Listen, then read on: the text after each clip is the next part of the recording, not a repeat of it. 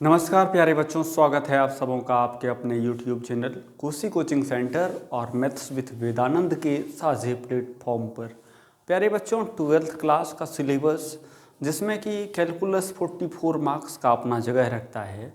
अगर आप 44 मार्क्स पर काबू पाना चाहते हैं तो आपको दो चीज़ें इंपॉर्टेंट है, उनको आपको कवर करना होगा। उसमें एक आ जाता है डेरिवेटिव, जिसको हम डिफरेंशिएशन बोलते हैं, और दूसरा आ जाता है इंटीग्रेशन। केवल डिफरेंशिएशन और इंटीग्रेशन आपका 44 मार्क्स कवर नहीं कर देगा। डिफरेंशिएशन और इंटीग्रेशन से जुड़े हुए जितने भी चैप्टर्स हैं, ठीक है, जैसे एरिया बाउंडेड रीजन हो गया, एप्लीकेशन ऑफ इंटीग्रल्स हो गया, ये सारी चैप्टर्स, डिफरेंशियल इक्वेशन हो गया, इन सारे चैप्टर्स में अगर आप घुसते हो तो सब में डिफरेंशिएशन और इंटीग्रेशन का यूज़ कहीं ना कहीं हुआ रहता है। ठीक है, तो अगर इन सारे चैप्टर्स पर कमांड पाना चाहते हैं और चीज़ों को बेहतर ढंग से समझना चाहते हैं तो आइए हमारे साथ देखिए इस वीडियो को, जिसमें जीरो लेवल से लेकर के हाई लेवल तक कवर किया गया है। आप अगर इस वीडियो को पूरी तरीके से देखते हैं शुरुआत से लेकर के अंत तक, तो मुझे नहीं लगता कि आपको कोई परेशानी होगी। बहरहाल अगर किसी तरह की परेशानी फिर भी होती है तो कमेंट बॉक्स आपके लिए है, आप इसमें अपना कमेंट रखें, हम देख करके आपका दुख तकलीफ कष्ट हरने की कोशिश करेंगे। तो प्यारे बच्चों ज़्यादा कुछ बात नहीं करते हैं और चलते हैं अपने चैप्टर्स की तरफ। तो चैप्टर में है पहला कि सबसे पहली बात कि यहाँ हमने हेडिंग डाला है इंटीग्रेशन। तो बात आती है अगर इंटीग्रेशन की, तो अगर मैं पूछूं कि व्हाट इज इंटीग्रेशन, जैसे किसी भी चीज़ को पढ़ने से पहले उसके बारे में जानना होता है, ठीक इसी तरह से इंटीग्रेशन की शुरुआत से पहले हम इंटीग्रेशन के बारे में कुछ बेसिक सी चीज़ जानते हैं। प्यारे बच्चों, अगर कहीं आपको पूछा जाए कि व्हाट इज इंटीग्रेशन, तो इंटीग्रेशन कोई मंगल ग्रह का आदमी नहीं है या मंगल ग्रह से आया हुआ कोई भी ऐसा चीज़ नहीं है जो कि आपके मैथ में आके घुस गया है। ठीक है, तो इंटीग्रेशन के बारे में अगर पूछा जाए तो इंटीग्रेशन होता क्या है, इसको बेसिकली अगर समझने की कोशिश करें तो इंटीग्रेशन एक्चुअली में है ना, वो डिफरेंशिएशन का ही पार्ट होता है। अब कहिएगा हाँ इंटीग्रेशन, तो वो डिफरेंशिएशन का पार्ट कैसे हो सकता है? तो याद रखना प्यारे बच्चों कि इंटीग्रेशन जो है वह इन्वर्स प्रोसेस होता है डिफरेंशिएशन का। जैसे किसी भी फंक्शन को डिफरेंशिएट करके उसका डिफरेंशिएशन फाइंड आउट करते हैं, तो जो डिफरेंशिएशन मुझे मिलता है फंक्शन का, उस डिफरेंशिएशन का इंटीग्रल जो है ना, वही फंक्शन होता है जिसका कि आप डिफरेंशिएशन कहीं ना कहीं किए हुए रहते हैं। जैसे मैं एक एग्जाम्पल के तौर पर आपको समझाना चाहता हूँ कि इंटीग्रेशन जो है डिफरेंशिएशन का इन्वर्स प्रोसेस कैसे है, समझिए। मैं एक एग्जाम्पल लेता हूँ आपके सामने। अगर मैं आपको कहूँ कि भाई मुझे ये बताओ कि डेरिवेटिव ऑफ एक्स स्क्वायर क्या होगा। देखो समझना इस चीज़ को। अगर मैं आपको पूछूं मेरे दोस्त बताओ मुझे कि डेरिवेटिव ऑफ एक्स स्क्वायर क्या होगा, तो आपको पता है कि एक्स स्क्वायर का डेरिवेटिव होता है 2x। तो जैसे इस चीज़ को हम यहाँ पर लिखे हैं, एक दूसरे तरीके से भी इसको रिप्रेजेंट करते हैं। अगर मैं मान लो एक फंक्शन y बराबर एक्स स्क्वायर और differentiating on both side with respect to x करूं, तो क्या मिलेगा मुझे? y का डिफरेंशिएशन x के रिस्पेक्ट में हो जाएगा dy बटे dx, और इसका अगर करेंगे तो dy बटे dx ऑफ एक्स स्क्वायर। दोनों चीज़ें देखते हैं तो यहाँ पर आपको मिल जाएगा dy बटे dx, और यहाँ पर नीचे में मिलेगा एक्स स्क्वायर का डेरिवेटिव क्या होता है, तो सर 2x हो जाएगा, बटे में नहीं कुछ है तो एक है। देखिए इंटीग्रेशन को पढ़ने से पहले आपको डिफरेंशिएशन पर पूरी तरह से कमांड बनानी होगी। जब तक आपका डिफरेंशिएशन मजबूत नहीं होगा तब तक आप इंटीग्रेशन के मजे हुए खिलाड़ी नहीं कहलाओगे। तो डिफरेंशिएशन किया, अब मैं अगर यहाँ पर क्रॉस मल्टीप्लीकेशन करूँ तो मुझे क्या मिलेगा? dy गुना एक, तो dy बराबर 2x dx। अब देखिए ये तो मैंने डिफरेंशिएशन किया। अब यहाँ पर मैं दोनों तरफ से इंटीग्रेट करता, और इंटीग्रेशन किस तरह से डिफरेंशिएशन का इन्वर्स प्रोसेस होता है यहीं पर पता चल जाएगा आपको। अगर मैं इंटीग्रेट करूं दोनों तरफ से,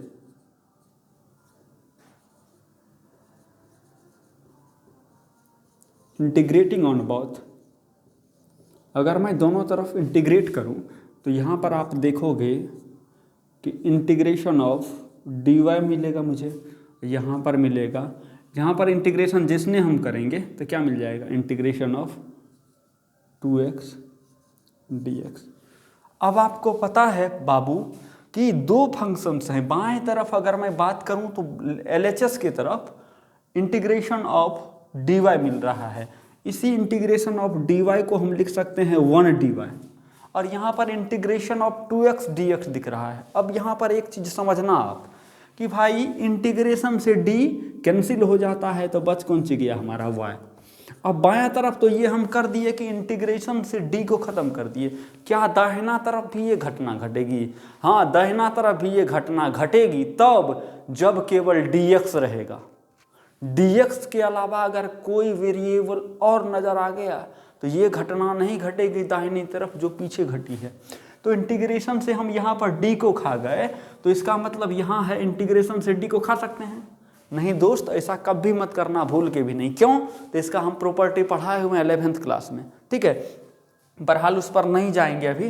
तो यहाँ पर इंटीग्रेशन से d खत्म हो गया, यहाँ इंटीग्रेशन से d नहीं खत्म होगा क्योंकि dx दिखा रहा है कि 2x का इंटीग्रेशन x के रिस्पेक्ट में हो रहा है, यानी यहाँ पर ऑलरेडी 2x एक वेरिएबल है जिसमें वेरिएबल अवेलेबल है। तो यहाँ बताना जरूरी हो जाता है भैया कि इंटीग्रेशन हम किसके रिस्पेक्ट में कर रहे हैं। यहाँ पर देखिए ना, 2x एगो वेरिएबल पार्ट है, इसीलिए dx का रहना जरूरी है। dx ये बताएगा कि किसके रिस्पेक्ट में कर रहे हैं, इसीलिए एक वेरिएबल के अधिक रहने के कारण देखिए ना 2x भी वेरिएबल है, dx इसका इंडिकेशन है, इसीलिए इंडिकेशन के कारण इंटीग्रेशन से d नहीं हटा सकते। अब कहिएगा यहाँ कैसे हट गया? तो भैया देखो, केवल यहाँ पर सिंगल वेरिएबल dy है, ठीक है, तो यहाँ पर इंडिकेशन की कोई ज़रूरत नहीं होगी क्योंकि dy के पीछे कांस्टेंट है, तो यहाँ पर इंडिकेशन की ज़रूरत नहीं होगी कि हम इंटीग्रेट किस रिस्पेक्ट में कर रहे हैं, इसीलिए इंटीग्रेशन से d खत्म हो गया। यहाँ नहीं खत्म हुआ क्योंकि एक वेरिएबल ऑलरेडी dx के अलावा है, तो यहाँ पर रिस्पेक्ट का जरूरी है रहना, क्योंकि रिस्पेक्ट नहीं रहेगा तो मुझे इस चीज़ का पता नहीं चलेगा कि किसके रिस्पेक्ट में डिफरेंशिएशन होगा। तो दाहिना तरफ यही रह जाएगा 2x dx। अब अगर मैं बात करूं यहाँ पर इंटीग्रेशन ऑफ 2x dx की, तो मुझे मिल जाएगा 2x dx बराबर y, और y का वैल्यू तो पता है आपको x²। तो आपने देखा, आपको नज़र आया होगा कि किस तरह से हम किसी भी फंक्शन का डिफरेंशिएशन करके उसका इंटीग्रेशन फाइंड आउट करते हैं। तो इंटीग्रेशन तक पहुंचने से, अगर हमें इंटीग्रेशन तक पहुंचना होता है तो कहीं ना कहीं हम डिफरेंशिएशन करते हैं, ठीक है। अब यहाँ पर देखिए, वो तो यहाँ समझ में आ गया। अब बात अगर मैं करूँ, यहाँ पर चलते हैं, वो तो थोड़ा लंबा प्रोसेस हो गया। मैंने कहा कि integration is inverse process of differentiation, integration is inverse process of differentiation. तो कैसे होता है? जैसे मैं x² का डेरिवेटिव लूँ तो 2x हो गया, तो देखना x² से पहुँच गए हैं हम 2x, तो x² से 2x पहुँचे हैं, तो ये हुआ हमारा derivative, derivative known as dc। अब देखिए x² से 2x पहुँचा तो डेरिवेटिव कहलाया। अगर मैं 2x से पहुँचूँ x², 2x से पहुँचूँ x², तो ये अगर डेरिवेटिव है, बाएं से दायां जाना अगर डेरिवेटिव कहलाता है, तो दायां से बायां आना हमारा डेरिवेटिव का उल्टा कहलाएगा, जिसको हम एंटी डेरिवेटिव बोल देते हैं। तो ये हमारा हो जाता है, उधर से अगर हम इधर पहुंचते हैं तो ये कहलाता है एंटी डेरिवेटिव, एंटी डीसी या एंटी डेरिवेटिव। बात को समझे? अब देखिए, इसको देहाती एग्जाम्पल से हम समझाते हैं आपको। घड़ी देखे हैं आप? दीवार घड़ी आपके घर में होगा, आजकल तो डिजिटल घड़ी होता है जो कि कुछ भी ज्ञान नहीं देता है। याद रखना, जब आप डिजिटल घड़ी में 2-4-10 साल छोटे होंगे, ऐसे 2-4-10 साल पहले की बात मैं करूं, तो आपके घर में आप तो विलुप्त होने के कगार पे है, वो क्या कहते हैं, सुई वाली दीवार घड़ी। तो उसमें क्या होता है कि आपको गुरुजी पढ़ाए थे कि घड़ी जिस दिशा में चलती है, ऐसे चलती है ना, इस तरह से, तो घड़ी के चलने की दिशा जिधर होती है उसको बोलते हैं क्लॉकवाइज डायरेक्शन। और घड़ी जिधर दिशा में नहीं चलती है, जिस दिशा में, जैसे घड़ी चलती है इस दिशा में, गौर करिए, इस दिशा में चलती है, तो ये दिशा क्लॉकवाइज, ये दिशा उल्टी चलने लगी तो इसको बोलते हैं क्लॉक का उल्टा, एंटी क्लॉकवाइज। ठीक उसी तरह से अगर हम एक्स स्क्वायर से 2x पर पहुंचे, इसको डेरिवेटिव कहे, तो अगर हमको 2x से एक्स स्क्वायर तक पहुंचना होगा तो डेरिवेटिव का उल्टा ना चले भैया।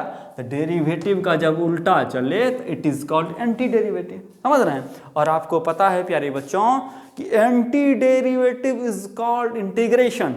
एंटी डेरिवेटिव ही क्या कहलाता है? इंटीग्रेशन कहलाता है।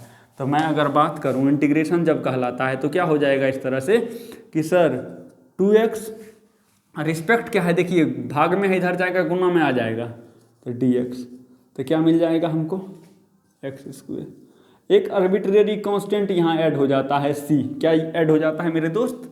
c ऐड होता है। और क्यों ऐड होता है वो मैं अभी आपको बताऊंगा। ठीक है, तो आपने देखा कि किस तरह से किसी भी फंक्शन का जो है इंटीग्रेशन हम उसके डिफरेंशिएशन का यूज करके निकालते हैं।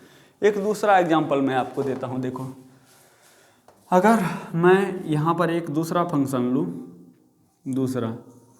अगर मैं लूँ डिफरेंस, देखो दूसरा फंक्शन लेते हैं, डेरिवेटिव ऑफ साइन एक्स। तो कहोगे सर साइन एक्स का डेरिवेटिव क्या होता है? Cos x. तो साइन एक्स से कॉस एक्स की तरफ बढ़े तो ये कहलाया डीसी। अगर मुझे cos x से sin x की तरफ आनी होगी तो हम कहेंगे ये DC है तो ये इसका उल्टा है तो एंटी DC। ठीक है, और एंटी DC ही क्या कहलाता है? इंटीग्रेशन। तो देखिए cos x का इंटीग्रेशन जो है क्या हो जाएगा मेरे दोस्त? sin x plus c। ठीक है, तो यहाँ आप ये जाने कि किस तरह से इंटीग्रेशन जो है डिफरेंशिएशन का इनवर्स प्रोसेस होता है।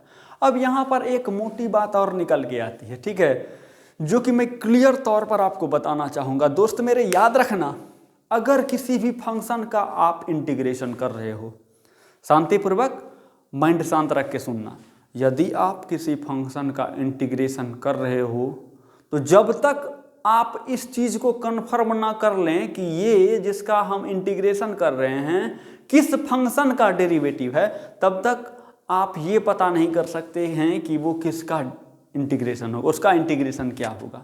समझे कि नहीं? तो याद रखना, अगर आप किसी भी फंक्शन को इंटीग्रेट करते हो तो आपको एक कदम आगे रह के सोचना पड़ेगा कि भैया जिसका हम इंटीग्रेशन कर रहे हैं वो किसका डीसी होगा। ठीक, वो जिसका डीसी होगा ना वही फंक्शन उसका इंटीग्रेशन कहलाएगा।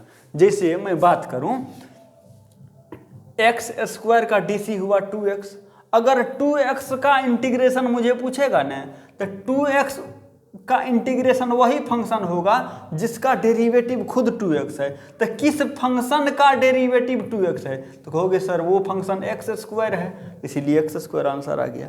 दूसरी बात, अगर साइन एक्स का डीसी कॉस एक्स है तो कॉस एक्स का इंटीग्रेशन हम लिखे हैं साइन एक्स। इस बात का क्या आशय हुआ? इस बात का ये आशय हुआ कि भैया कॉस एक्स जिसका डीसी होगा ना, समझना, कॉस एक्स जिसका डीसी होगा, कॉस एक्स जिसका डीसी होगा ना वही फंक्शन कॉस एक्स का इंटीग्रेशन होगा। तो कॉस एक्स किसका डीसी है? साइन एक्स का। इसका मतलब साइन एक्स का यही साइन एक्स जो है कॉस एक्स का इंटीग्रेशन होगा। ठीक है, उम्मीद है कि आप समझ गए होंगे इतना चीज़ को। किधर गया मिटाने वाला? ठीक है, तो वीडियो पॉज करके हम आगे बढ़ते हैं। 1 सेकंड रुकिएगा।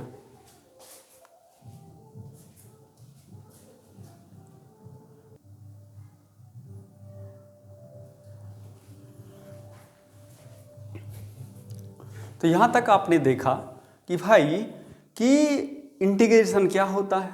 अब देखिए 11th क्लास में जितने भी फंक्शंस आपने पढ़े थे, अब कौन कौन से फंक्शंस पढ़े थे इसकी जानकारी आपको खुद है। आपने पढ़ा था सबसे पहले एलजेब्राइक फंक्शन, जिसको एलजेब्रिक फंक्शन बोलते हैं, पॉलिनोमियल फंक्शन बोलते हैं। आपने पॉलिनोमियल फंक्शन पढ़ा था। उसके बाद ट्रिगोनोमेट्रिकल फंक्शन भी आपने पढ़ा था। उसके बाद इन्वर्स ट्रिगोनोमेट्रिकल फंक्शन आपने पढ़ा था। उसके बाद आप लॉगरिथमिक फंक्शन पढ़े थे। उसके बाद एक्सपोनेंशियल फंक्शन पढ़े थे। तो आप 5 तरह के फंक्शन पढ़े हुए थे। कब? क्लास 11th में। और 5 तरह के फंक्शन का डेरिवेटिव फाइंड आउट करने के लिए भी आप पढ़े थे। ठीक है, कि इन पांचों तरह के फंक्शन का डेरिवेटिव हम किस तरह से फाइंड आउट करते हैं। ठीक है, ये हम आपको खुद भी पढ़ाए हैं 11th क्लास में। तो अब यहाँ बात क्या आती है कि जितने फंक्शन आपने 11th क्लास में पढ़ा था, जितने फंक्शन का डेरिवेटिव आपने 11th क्लास में पढ़ा था, उन सारे फंक्शंस का इंटीग्रेशन भी आपको यहाँ पढ़ना होगा।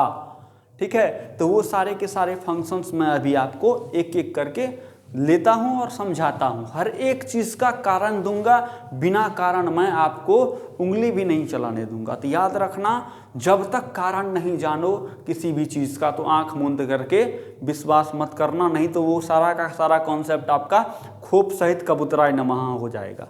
इसीलिए इस चीज़ का ख्याल रखना हमेशा दोस्त मेरे। तो पहली बात मैं करता हूँ आपका डिफरेंशिएशन ऑफ पॉलिनोमियल फंक्शन। किसका? Differentiation of polynomial function. Polynomial function का डिफरेंशिएशन कैसे करते हैं, इस चीज़ को जानते हैं।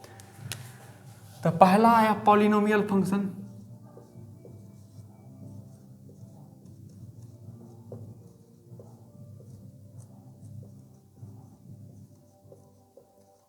पहला है पॉलिनोमियल फंक्शन। मेरे दोस्त, एक फंक्शन मैं लेता हूं,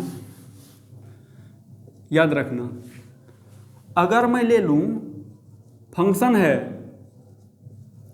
ये फंक्शन है, देखिए फंक्शन मैं लेता हूं x to the power n। देखना बस दोस्त, x to the power n एक फंक्शन है। देखो यहाँ मैं यहाँ भी ले रहा हूँ, यहाँ भी ले रहा हूँ। यहाँ पर मैं लिया y बराबर x to the power n, दोनों एक ही चीज़ है। अगर मैं dx को इधर ढक दूँ इस तरह से, dx को अगर मैं ढक दूँ, यहाँ पर dx को ढक दूँ, तो ये x to the power n, x to the power n यही है। ठीक है, तो याद रखना प्यारे बच्चों, अगर मैं x to the power n के पीछे मैं dy बटा dx लगाता हूँ, तो इसका मतलब हुआ कि एक function x to the power n जो मेरे पास था, उसका मैं डेरिवेटिव फाइंड कर रहा हूँ। तो x to the power n का डेरिवेटिव क्या होता है, तो आप पढ़े होंगे n x to the power n minus 1 होता है। कहने का मतलब कि जितना पावर रहता है ना, वो x के पीछे में चल जाता है, और x के ऊपर जितना पावर वास्तव में रहता है उससे एक कम पावर हो जाता है। क्यों होता है, वो 11th की चीज़ है, मैंने पढ़ाया है फर्स्ट प्रिंसिपल ऑफ डेरिवेटिव का।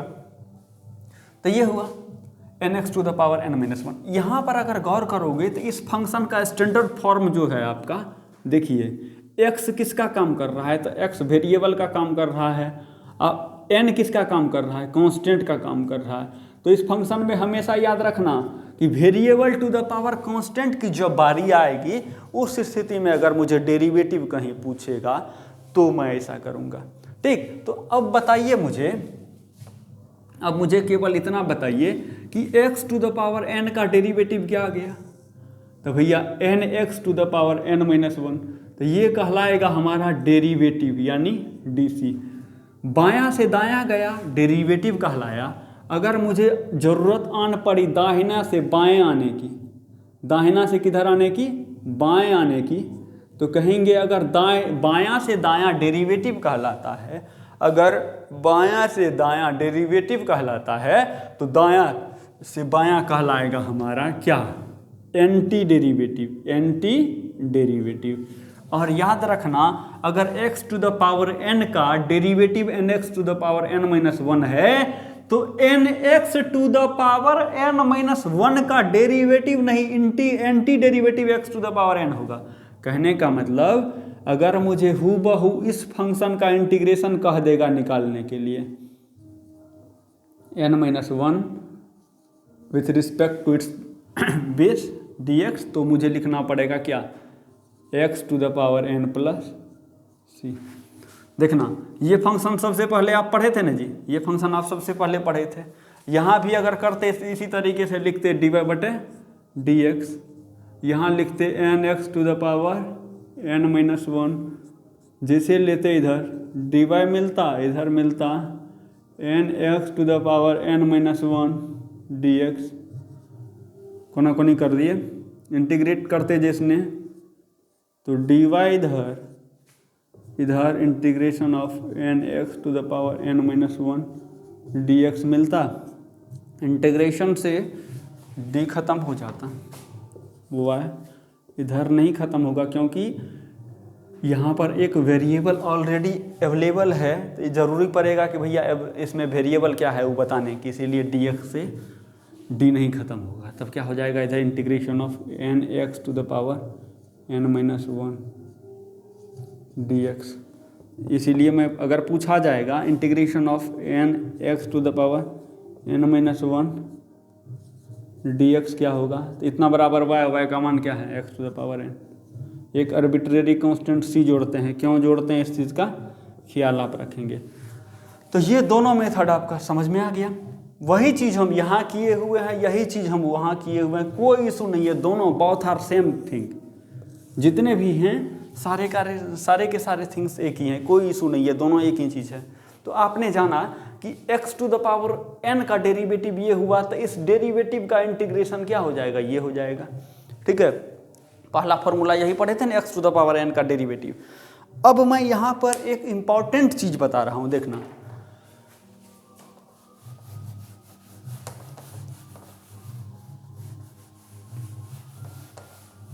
अगर मैं आपको कहूँ कि भाई मेरे ए नंबर में लिखना कि मुझे डेरिवेटिव बताओ इसका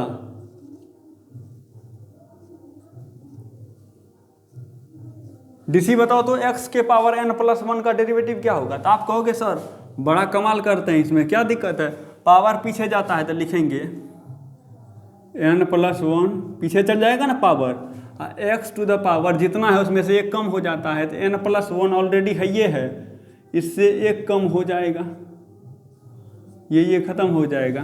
तो मुझे जो मिला यहाँ पर, ये मिला derivative of x to the power n+1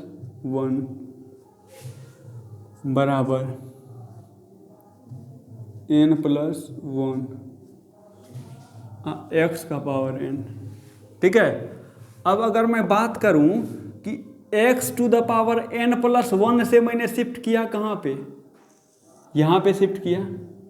अगर मुझे शिफ्ट करना होगा यहाँ से इधर की तरफ, तो मैं क्या करूँगा, कहूँगा कि derivative of x to the power n+1 बराबर n+1 x to the power n। अगर इधर से इधर शिफ्ट करना पड़ेगा तो ये अगर डीसी कहलाया बायां से दायां, तो ये कहलाएगा एंटी डीसी। ठीक, और anti DC means that means anti DC is called integration. तो क्या करेंगे हम, दाहिना तरफ वाला जो है इसको लिखेंगे n+1 x to the power, देखना ये दाहिना तरफ की बात कर रहा हूँ, n+1 x to the power n with respect dx बराबर क्या मिल जाएगा, x पावर n+1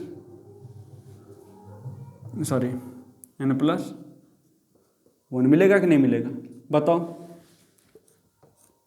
अब देखो integration of n+1 x to the power n जब रहेगा तो इसको लिखेंगे x का पावर n+1 लेकिन मुझे तो केवल इंटीग्रेशन चाहिए किसका, x के पावर n का। तो अगर मैं x का पावर n ही रखूं केवल, तो इधर क्या हो जाएगा मेरे दोस्त, इधर है आपका x का पावर n+1। ठीक है, एक चीज़ बताओ कि n+1 एक कांस्टेंट है जो कि गुना में है, तो इधर आ जाएगा तो क्या हो जाएगा, n+1 एक वेरिएबल आ जाएगा। ठीक है, तो अगर आपसे पूछा जाए कभी भी कि integration of x to the power n dx क्या होगा, तो आप कहोगे सर x का पावर n+1, यानी उसमें घटता था तो इसमें जुट गया, उसमें गुना में आ जाता था पावर तो इसमें भाग में चल जाएगा n+1। अब देखो गौर से देखो, यहाँ पर आप गौर से अगर देखोगे तो बट्टे में आ गया n+1। अब n+1 की अगर मैं बात करूं तो n+1 तब्बे तक डिफाइन है, n+1 तब्बे तक डिफाइन है जब तक n का मान ग्रेटर देन या फिर लेस देन 1 नहीं होगा। समझ रहे हो, इस बात को मैं दूसरे भाषा में बोलता हूं कि n का मान जब भी हम -1 के बराबर लेंगे तब -1 + 1 क्या हो जाएगा, 0 हो जाएगा। -1 + 1 क्या हो जाएगा, जीरो हो जाएगा। जहिने -1 + 1 जीरो हो जाएगा तो ये अनडिटर्मिनेट फॉर्म दे देगा। इसीलिए कभी भी n का मान -1 के बराबर नहीं लेंगे, ठीक है। n का मान कभी भी -1 के बराबर नहीं ले सकते हैं। यहाँ से ये आशय निकला कि x⁴n का इंटीग्रेशन जो होगा वो होगा x⁴, जितना पावर था उसमें एक अधिक जोड़ देंगे, भाग में जितना पावर ऊपर में है वही रख देंगे। n का वैल्यू यहाँ जरूरी है कि -1 कभी नहीं होना चाहिए। n का वैल्यू -1 से बड़ा या -1 से छोटा रहना चाहिए, -1 कभी भी नहीं रहना चाहिए। तो आपने देखा कि x⁴n का इंटीग्रेशन हम कैसे निकालते हैं। अब इसको समरी के तौर पर मैं यहाँ बगल में लिखना स्टार्ट कर दूंगा, ठीक है। तो पहला फॉर्मूला आपका जो निकल के आया वो क्या आया उसको देखते हैं। तो पहला फॉर्मूला मेरे दोस्त निकल के आया कि इंटीग्रेशन ऑफ x⁴n dx अगर रहेगा तो क्या होता है दोस्त मेरे, होता ये है कि जो पावर है उसमें एक अधिक जुटता है, ठीक है। पावर में क्या होता है, एक अधिक जुटता है। तो x का पावर n पहले से था, एक जुट गया, और जितना पावर में जोड़े हैं ना उतना ही क्या हाँ आ जाएगा, भाग में आ जाएगा, ठीक। एगो आर्बिट्रेरी कांस्टेंट इसमें क्या जोड़ देते हैं, c जोड़ देते हैं। कोई इशू है तो बताओ। तो पहला फंक्शन हमारा ये हुआ x⁴n का इंटीग्रेशन। डिफरेंशिएशन में क्या होता था, x⁴n का dc करते थे तो n पावर से उठ के कॉफिशिएंट बनता था। इंटीग्रेशन में ठीक उसका उल्टा हो गया, वहाँ गुणांक बनता था, यहाँ भागांक बन गया। यानी वहाँ पावर जो है मल्टीप्लिकेशन होता था, यहाँ पावर डिवाइड हो गया। वहाँ पर डेरिवेटिव में पावर 1 कम होता था, इंटीग्रेशन में पावर 1 अधिक हो गया। तो बताओ उल्टा है कि नहीं जी, ठीक है। चलो यहाँ तक कोई इशू नहीं, पहला फॉर्मूला। अब ये हमारा पॉलिनोमियल फंक्शन खत्म हुआ। अब देखो यहाँ पर शर्त आपको क्या बताए थे मेरे दोस्त कि n का मान where n does not equal to -1, इस चीज़ का ख्याल रखेंगे हमेशा, इसको कभी मत छोड़ना, नहीं तो बच्चे छोड़ देते हैं। चलिए वो लिखना जरूरी है। अब ट्रिगोनोमेट्रिकल फंक्शन की तरफ चलते हैं। वीडियो पॉज करके हम ट्रिगोनोमेट्रिकल फंक्शन लिखते हैं, ओके। 1 मिनट।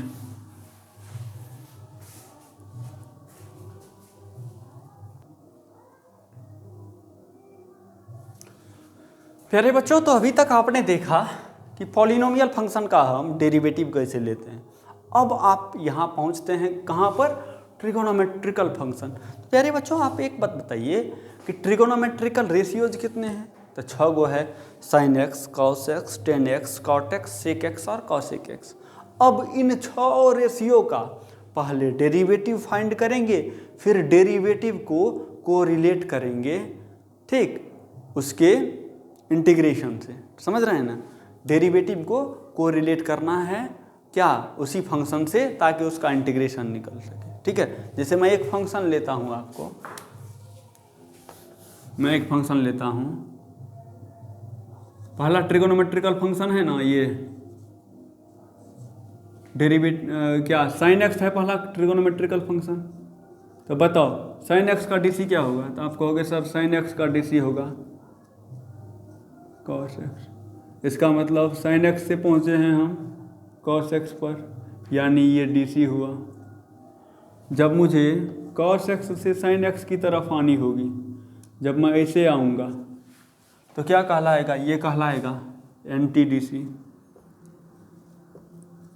इसका मतलब कि sin x का डेरिवेटिव cos x है, तो cos x का एंटी डेरिवेटिव sin x होगा, और anti derivative is called integration. So we can write integration of cos x respect क्या है हमारा x, चूँकि ट्रिगोनोमेट्रिकल फंक्शन का हम डिफरेंशिएशन उसके पैरामीटर पर करते हैं, ठीक है। पैरामीटर क्या होता है, उसका एंगल होता है।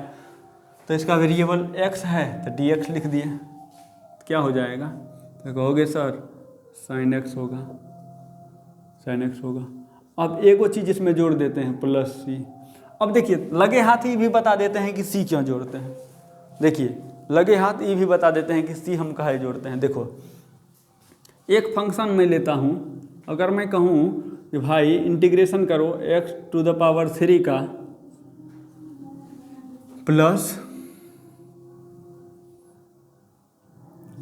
9 का इंटीग्रेशन आप करो, तो आप क्या करोगे, सिंपली करोगे x का पावर 1 जोड़ दोगे, 4/4 कर दोगे, ठीक, और 9 का क्या कर दोगे, 9x कर दोगे। चूँकि 9 का अगर आप इंटीग्रेशन करते हो इस तरह से 9 dx, तो इंटीग्रेशन से d खत्म हो जाएगा। चूँकि देखो इंटीग्रेशन से यहाँ d खत्म कर सकते हैं, चूँकि 9 में कौन वेरिएबल टर्म कुछ नहीं है, तो ये आ जाएगा 9x। ठीक, ऐसे अगर नहीं पता चलता है आपको तो आप इसको ऐसे लिखिए, integration of 9x to the power 0 dx। ठीक है, अब आप अगर करोगे तो 9 बाहर आ जाएगा, x टू द पावर 0 में 1 जुटेगा, 1 हो जाएगा, 1/1, तो 9x प्लस c हो जाएगा। अब देखो c क्यों जोड़ते हैं, बात रहा इसी का ना, तो देखो हम c क्यों जोड़ते हैं, इस चीज़ को जानते हैं। c जोड़ने का कारण क्या है, अगर मैं कहूँ कि भाई DC कर x³ + 4 का, तो आप कहोगे सर इसमें क्या बड़ी बात है, 3x² + 0। अब बताओ x³ + 4 का डेरिवेटिव हुआ 3x² + 0। अगर मैं केवल आपसे इतना पूछूं कि बताओ कि 3x², ठीक, इसका इंटीग्रेशन क्या होगा, तो आप कहोगे सर इसका हो जाएगा x³ + 4। ठीक है, 3x² + 0 आ गया यहाँ। अब देखो 0 से तो कोई जुगाड़ ही नहीं फिट होता है, तब हम क्या करते हैं कि यहाँ पर वैसे फंक्शंस को देखते हैं जिसमें कांस्टेंट टर्म रहता है। ठीक है, अब देखिए ये एक फंक्शन है, ठीक है, जिसमें एक कांस्टेंट टर्म है, और हमको पता है कि कांस्टेंट अगर अकेला रहता है तो उसका डिफरेंशिएशन 0 होता है। जब कांस्टेंट टर्म का डिफरेंशिएशन 0 होता है तो डिफरेंशिएशन करने वक्त हम कांस्टेंट टर्म का डिफरेंशिएशन जब 0 लेते हैं तो उसको कहीं ना कहीं हम छोड़ रहे होते हैं। जैसे देखिए 0 का वजूद यहाँ से ख़त्म हो गया, यहाँ पर 0 हम लिखे, यहाँ पर हमको जबकि क्या लिखना चाहिए, 0 लिखना चाहिए, तब इसका होता x टू द पावर 3 + 4। ठीक है, अगर मैं बात करूँ यहाँ, अब देखो अगर मुझे इस चीज़ के बारे में पता है यहाँ पर कि ऑलरेडी पहले से 4 है, तब ना हम यहाँ 4 दिए ना। अब मान लीजिए यहाँ पर केवल 8 रहता तो यहाँ हमको क्या देना पड़ता, 8 देना पड़ता, 9 रहता तो 9 देना पड़ता, 10 रहता तो 10 देना पड़ता। तो कहीं ना कहीं हम करते क्या हैं कि जो हमारा कांस्टेंट टर्म होता है ना, डिफरेंशिएशन करने के दौरान कांस्टेंट टर्म को 0 इंक्लूड कर लेते हैं, और इस वजह से ऐसा हम मान के चलते हैं कि कोई ना कोई वहाँ पर एक कांस्टेंट रहा होगा जिसका डिफरेंशिएशन 0 रहा होगा, और वो डिफरेंशिएशन जब एंटी डेरिवेटिव के रूप में आएगा तो वो डेरिवेटिव के वो कांस्टेंट के बारे में मुझे पता नहीं चल पाता है। इसीलिए हम क्या करते हैं, एक आर्बिट्रेरी कांस्टेंट जोड़ देते हैं, जिसको क्या बोल देते हैं, सी जोड़ देते हैं, सी बोलते हैं। ठीक है, चलिए अब एक चीज़ और बताते हैं। देखिए दूसरा एग्जाम्पल से फिर समझिए, अगर मैं आपको कहूँ कि बताओ क्या होगा, d/dx of x to the power 5 + 7, तो आप कहोगे सर ये हो जाएगा 5x टू द पावर 4, ठीक ना, ये ना होगा। अगर मैं आपसे पूछूं कि इंटीग्रेशन बताओ 5x to the power 4 dx का, तो आप क्या कहोगे, x टू द पावर 5 + 7।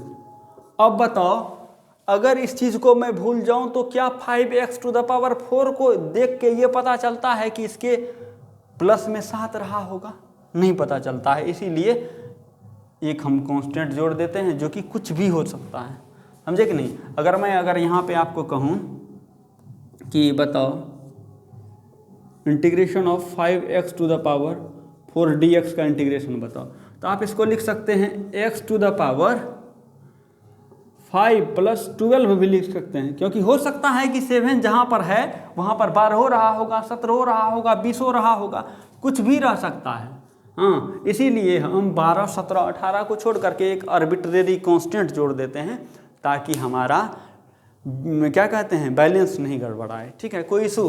तो अब आपको पता चल गया होगा कि कांस्टेंट हम क्यों जोड़ते हैं, क्योंकि किसी भी फंक्शन में जब हम डिफरेंशिएट करते हैं तो कांस्टेंट टर्म का डेरिवेटिव 0 हो जाता है, और उस डेरिवेटिव के आधार पर हम जब इंटीग्रेशन करते हैं तो जीरो जिस भी क्या कहते हैं टर्म के कारण आया हुआ रहता है, उस टर्म को हम पता नहीं कर सकते, इसीलिए उस टर्म के बदले हम क्या लिख देते हैं, सी लिख देते हैं, जिस टर्म को हम नहीं पता कर सकते हैं, इसीलिए सी जुटता है। चलिए यहाँ तक कोई बात नहीं। चलिए अब बढ़ते हैं आगे की तरफ। तो ये आपने देखा कि cos x का इंटीग्रेशन क्या हो गया, sin x प्लस सी। वही सी है जो कि कांस्टेंट टर्म रहता है। मान लिया जाए यहाँ अगर मैं 8 लिख देता प्लस में, तो उस 8 को यहाँ हम नहीं कर सकते ना। यहाँ पर अगर 8 लिखते तो उसका डिफ्रेंशिएशन 0 हो जाता है, और 0 को पूरा हम 8 के रूप में डेफिनेटली पता नहीं कर पाते कि वो होगा कि नहीं होगा। तो यहाँ आपने दूसरा फंक्शन देखा कि cos x का इंटीग्रेशन क्या हो गया, sin x। अब दूसरा ट्रिगोनोमेट्रिकल फंक्शन लेता हूँ मैं। देखिए दूसरा ट्रिगोनोमेट्रिकल फंक्शन क्या होता है भैया, पहला तो sin x हुआ, दूसरा होता है cos x। ठीक है, अब cos x का डेरिवेटिव अगर मैं पूछूं आपको तो आप कहोगे सर cos x का डेरिवेटिव तो sin x होता है। ठीक, तो cos x से माइनस sin x पर गए तो डेरिवेटिव हुआ। अगर मुझे माइनस साइन एक्स से cos x प्राप्त करना हो तो ये हो जाएगा एंटी डेरिवेटिव। ठीक, और anti derivative is called integration, इसीलिए integration of minus sine x d x बराबर क्या हो जाएगा, cos x प्लस सी। प्यारे बच्चों यहाँ पर एक चीज़ गौर करना।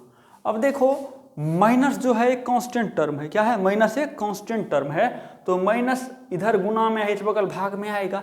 या फिर माइनस को हटाने के लिए क्या करते हैं, अगर कहीं पर भी माइनस साइन एक्स का इंटीग्रेशन पूछेगा, गौर से समझना, कहीं भी अगर माइनस साइन एक्स का इंटीग्रेशन पूछे तो आप cos x लिखना।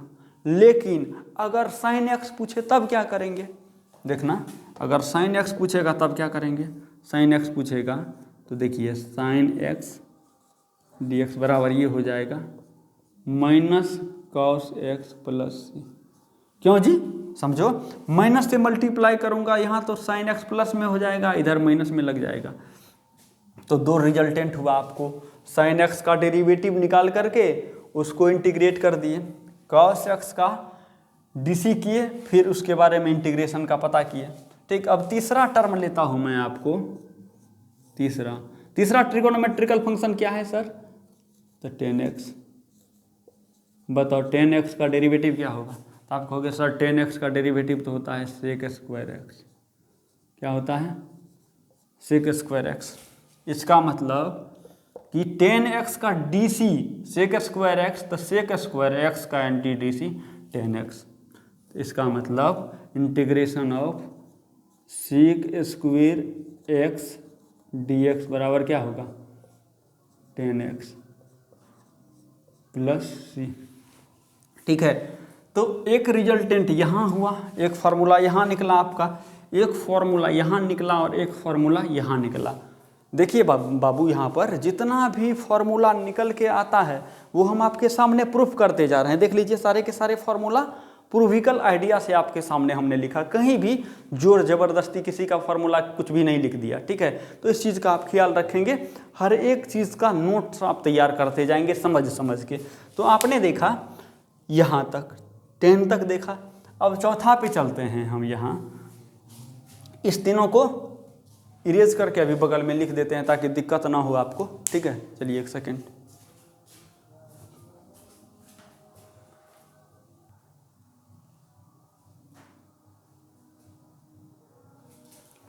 तो यहाँ तक हमने अभी डिफरेंशिएशन जो देखा वो देखा sin x, cos x और 10x का। अब चौथा ट्रिगोनोमेट्रिकल फंक्शन आता है cot x। अब cot x के बारे में चर्चा करते हैं। तो अगला फंक्शन जो कि cot x होगा, अगर मैं cot x का डिफरेंशिएशन देखूं, डिफरेंशिएशन ऑफ cot x, तो बताइए 10x का sec स्क्वायर x डीसी होता है, तो cot x का क्या होता है, आप कहोगे सर cot x का DC minus cosec square x होता है। ठीक, तो cot x का derivative minus cosec square x, गलती लिख दिया था यहाँ, ठीक। तो इसका मतलब हुआ कि integration of minus cosec square x अगर रहेगा तब हम लिखेंगे कॉट एक्स। क्या लिखेंगे? Cot x. लेकिन अगर केवल कॉसेक स्क्वायर एक्स होगा तो याद रखना, अगर integration of minus cosec square x रहा तब आप लिखना cot x plus c answer. लेकिन अगर आपके सामने ये रहा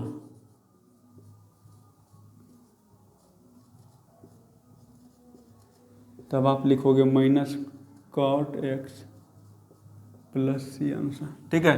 तो ये कॉट एक्स तक गए। अब अगला ट्रिगोनोमेट्रिकल फंक्शन क्या है? वो है सेक एक्स। अगर मैं डेरिवेटिव लूं, चौथा ट्रिगोनोमेट्रिकल फंक्शन क्या है? Sec x. तो डेरिवेटिव ऑफ सेक एक्स की अगर मैं बात करूं, सेक एक्स का डेरिवेटिव देखूं तो मुझे मिलता है sec x into tan x. तो सेक एक्स से हमने शिफ्ट किया sec x into tan x पे। अगर मुझे sec x into tan x से शिफ्ट करना होगा सेक एक्स पर, तो सेक एक्स का डीसी है sec x into tan x, और sec x into tan x का एंटी डीसी है सेक एक्स। तो इसीलिए हम लिख सकते हैं integration of sec x into tan x d x बराबर कौन सी? सेक एक्स प्लस सी। प्यारे बच्चों, इस रिजल्ट को याद रखना, इस रिजल्ट को याद रखना कि जब कहीं पर integration of sec x into tan x नजर आए, जब कहीं पर integration of sec x into tan x नजर आए तो उसका इंटीग्रेशन लिखेंगे सेक एक्स प्लस सी। अब बहुत लड़का यहाँ क्या करेगा, देखिए बहुत लड़का गलती करता है। क्या करता है वो देख लेते हैं। वो करेगा क्या कि देखिए sir, integration of sec x d x नहीं लिख सकते हैं ऐसा, सेक एक्स प्लस सी, इसके बटे में ही गुना में 10 है तो इधर भाग में आ जाएगा। गलत हो जाएगा बाबू। क्यों? इसीलिए गलत हो जाएगा कि ससुराई सेक एक्स के साथ में जो 10x है ना, ये एगो वेरिएबल है, कांस्टेंट नहीं है कि किधरों भेज दीजिएगा उसको, ठीक है। इस चीज़ का ख्याल रखना, ये रिजल्ट गलत है। अगर कहीं पर integration of sec x into 10x रहेगा तो उसका लिखना आप सेक एक्स प्लस सी, ठीक है। तो ये हुआ। अब एक लास्ट है, तो ये रिजल्ट आपको ख्याल रखना है, ये रिजल्ट ख्याल रखना। अब लास्ट है कॉसेक एक्स का। छठा ट्रिगोनोमेट्रिकल रेशियो क्या है? तो कहिएगा सर छठा ट्रिगोनोमेट्रिकल रेशियो है कॉसेक एक्स। ज़रा मुझे बताइए कि कॉसेक एक्स का डेरिवेटिव अगर मैं पूछूं आपको, कॉसेक एक्स का डेरिवेटिव अगर मैं पूछूं तो आप कहोगे माइनस, एक सेकेंड रुक जाइएगा, थोड़ा सा लाइट का इशू हो रहा है, इसको हम कर देते हैं क्लियर।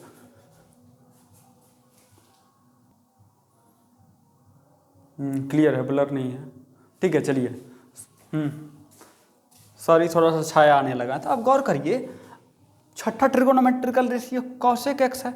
अगर कॉसेक एक्स का डिफरेंशिएशन करूं तो कॉसेक एक्स का डिफरेंशिएशन होता है minus cosec x into cot x.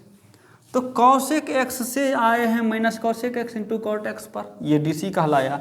इसका मतलब अगर कहीं पर मुझसे cosec x into cot x का इंटीग्रेशन पूछा जाएगा, ठीक, तो मुझे मिल जाएगा cosec x plus c. But अगर कहीं पर cosec x into cot x रहेगा तो ये माइनस इधर से है, इस बगल चल जाएगा तो यहाँ पर हो जाएगा माइनस। तो ये 6 के 6 रिजल्टेंट आपके सामने में है। हाँ, इस पे आप नज़र टिका के रखिएगा, इसको लिखिएगा। मैं यहाँ लिख दे रहा हूँ वीडियो पॉज करके, ठीक है।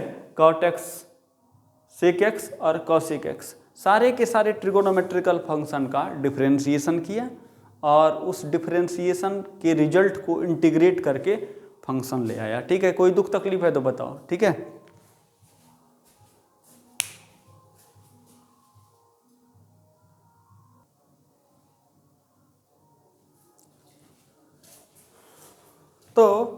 आपने अभी देखा कि जब ट्रिगोनोमेट्रिकल रेशियो का डिफरेंशिएशन किए तो उस तरह से हम उसका इंटीग्रेशन कैसे निकाले, ठीक है। तो अब एक बार मेरे साथ इस फॉर्मूला को रिकॉल कर लीजिए, ठीक है, ताकि आपको याद रहे। बोलिए पीछे पीछे कि integration of x to the power n, जहाँ पर x वेरिएबल है, n कांस्टेंट है, उसका इंटीग्रेशन होगा x to the power n+1 बट्टे n+1। Integration of cos x का इंटीग्रेशन sin x होता है, sin x का इंटीग्रेशन माइनस cos x होता है, sec स्क्वायर x का इंटीग्रेशन tan x होता है, cosec स्क्वायर x का इंटीग्रेशन माइनस cot x होता है, sec x into tan x का integration sec x plus c होता है, c सब में जोड़ना है, cosec x into cot x का integration minus cosec x plus c होता है। इस तरह से आपने देख लिया कि ट्रिगोनोमेट्रिकल फंक्शन का डिफरेंशिएशन इंटीग्रेशन हम कैसे करते हैं, ठीक है। अब बारी आती है ट्रिगोनोमेट्रिक। देखिए पहला तो अलजेब्रिक फंक्शन खत्म हो गया, पॉलिनोमियल जिसको बोलते हैं, उसके बाद ट्रिगोनोमेट्रिकल फंक्शन खत्म हो गया। अब चलते हैं इन्वर्स ट्रिगोनोमेट्रिकल फंक्शन पर, ठीक है। उम्मीद करते हैं कि यहाँ तक आपको समझ आया होगा, नहीं आया है तो कमेंट बॉक्स में लिखिए, अगला दुख तकलीफ हम दूर करते हैं, तब तक इसको मिटाते हैं।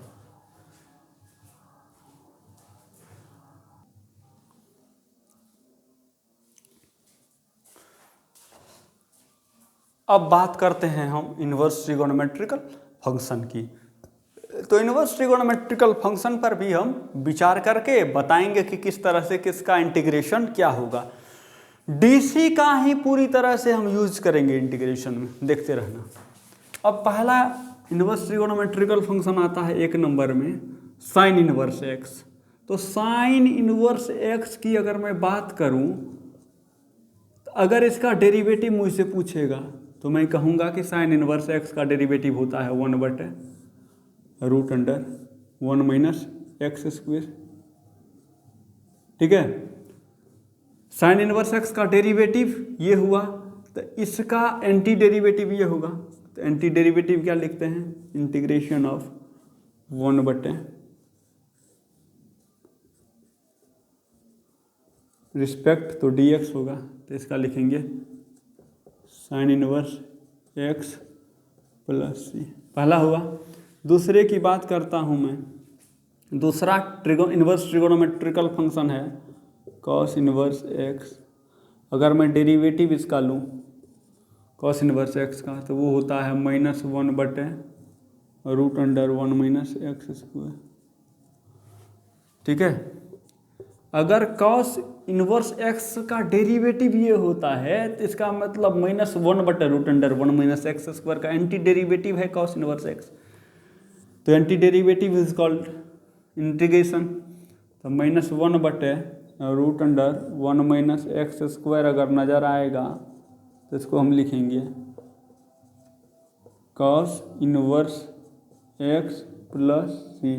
अब बाबू यहाँ पर अगर माइनस लगल रहेगा तब भी लिखना, अगर यहाँ माइनस ना रहेगा तो यहाँ पर माइनस लगा देना, ठीक है। तीसरी चर्चा होगी यहाँ पर, देखिए ये भी इम्पॉर्टेंट है, ये भी इम्पॉर्टेंट है। अगर मैं तीसरे फंक्शन की बात करूँ तो बताइए, तो पहला इन्वर्स ट्रिगोनोमेट्रिकल फंक्शन है साइन इनवर्स एक्स, दूसरा कॉस इनवर्स एक्स। तो तीसरा इन्वर्स ट्रिगोनोमेट्रिकल फंक्शन क्या होगा, tan inverse x. Tan inverse x की मैं बात करता हूँ, टेन इनवर्स एक्स की। तो टेन इनवर्स एक्स डेरिवेटिव अगर मैं लूँ इसका, तो कहोगे सर टेन इनवर्स एक्स का डेरिवेटिव होता है 1/1 प्लस एक्स स्क्वायर, ठीक है। तो 1/1 plus x square, 1/1 plus x square का इंटीग्रेशन क्या होगा, टेन इनवर्स एक्स प्लस सी, ठीक है। गौर से समझना बात को। अब चौथा में चलते हैं, कॉट इनवर्स एक्स होता है, कॉट इनवर्स एक्स। तो इसका क्या होता है भैया, तो -1/1 प्लस एक्स स्क्वायर, ठीक। तो इसी तरह से ये तो हो गया 30 इधर। अब अगर कॉट इनवर्स एक्स का D C -1/1 plus x square है, तो -1/1 प्लस एक्स स्क्वायर का इंटीग्रेशन क्या होगा, कहोगे सर cot इनवर्स x होगा प्लस सी। बट अगर यहाँ माइनस ना रहे तो ये माइनस अगर इधर नहीं रहेगा तो माइनस से मल्टीप्लाई होकर इधर चल जाएगा। ठीक है, उम्मीद है कि यहाँ तक समझ में आया होगा कि 1/√1 - एक्स स्क्वायर का इंटीग्रेशन साइन इनवर्स एक्स। दूसरा देखना यहाँ पे हर एक फंक्शन का मैंने करके रखा है, कोई इशू है यहाँ पर बताओ। ठीक है, तो यहाँ तक किसी बच्चे को कोई दुख तकलीफ नहीं है, इसको हम मिटा के लिखते हैं। ठीक है, उस बगल वीडियो पॉज करके।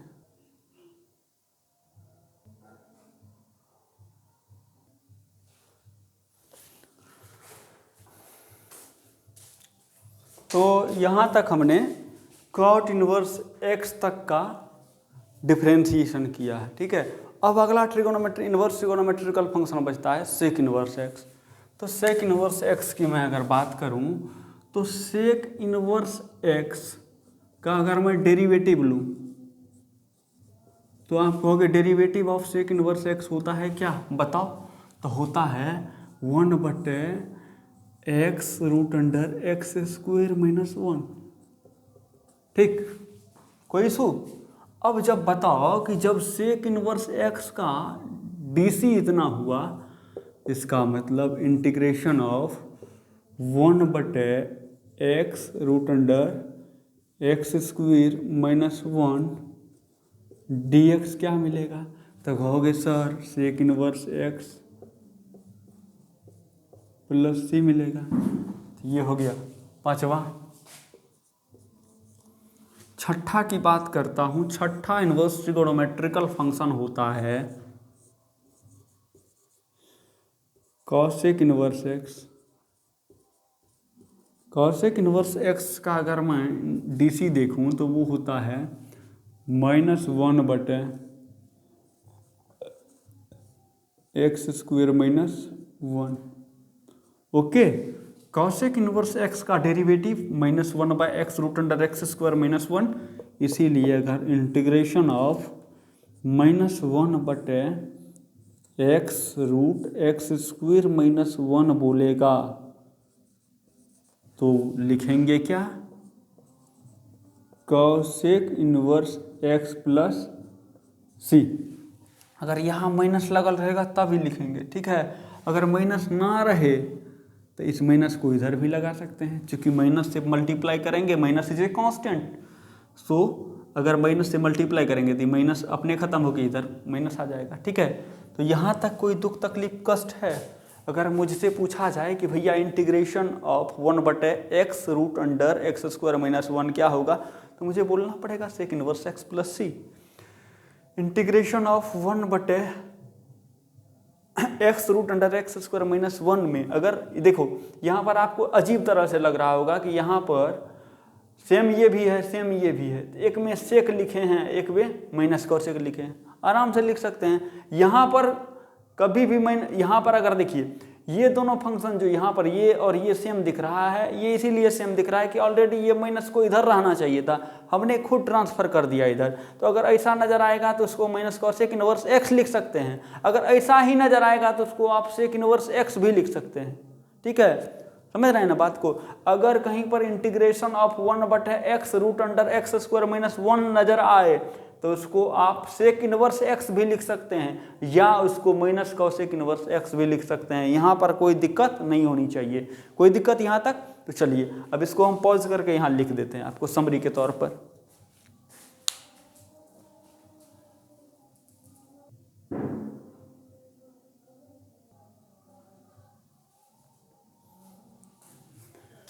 तो अब इनवर्स ट्रिगोनोमेट्रिकल फंक्शन का भी ये सारा का सारा इस फॉर्मूला को आप माइंड में बैठा के रखेंगे, याद नहीं करना, रटना नहीं है। आप बार बार इसको करेंगे, धीरे धीरे समझ में आने लगेगा और सारा कुछ आपको करते करते क्या कहते हैं मेमोराइज हो जाएगा, इसीलिए आप टेंशन ना लें। अब प्यारे बच्चों अब चलते हैं कुछ अलग फंक्शन की तरफ, जिसको कि हम लॉगरिथमिक फंक्शन कहते थे। लॉगरिथमिक फंक्शन की मैं अगर बात करूं, लॉग फंक्शन, लॉग फंक्शन की अगर मैं बात करूं तो देखो लॉगरिथमिक फंक्शन में क्या होता है, एक फंक्शन हमने लिया log x, क्या लिया log x, log x हमने लिया। मैं अगर पूछूं प्यारे बच्चों कि log x एक लॉगरिथमिक फंक्शन है, log x क्या है, एक लॉगरिथमिक फंक्शन है, अगर मैं log x का डिफरेंशिएशन करूं तो क्या होगा, तो आप कहोगे डेरिवेटिव अगर log x का मैं करूंगा तो वो आ जाएगा 1/x। ठीक है, क्या 1/x का शर्त क्या है कि x does not equal to 0, इस चीज़ का ख्याल रखेंगे, x का वैल्यू 0 नहीं होना चाहिए।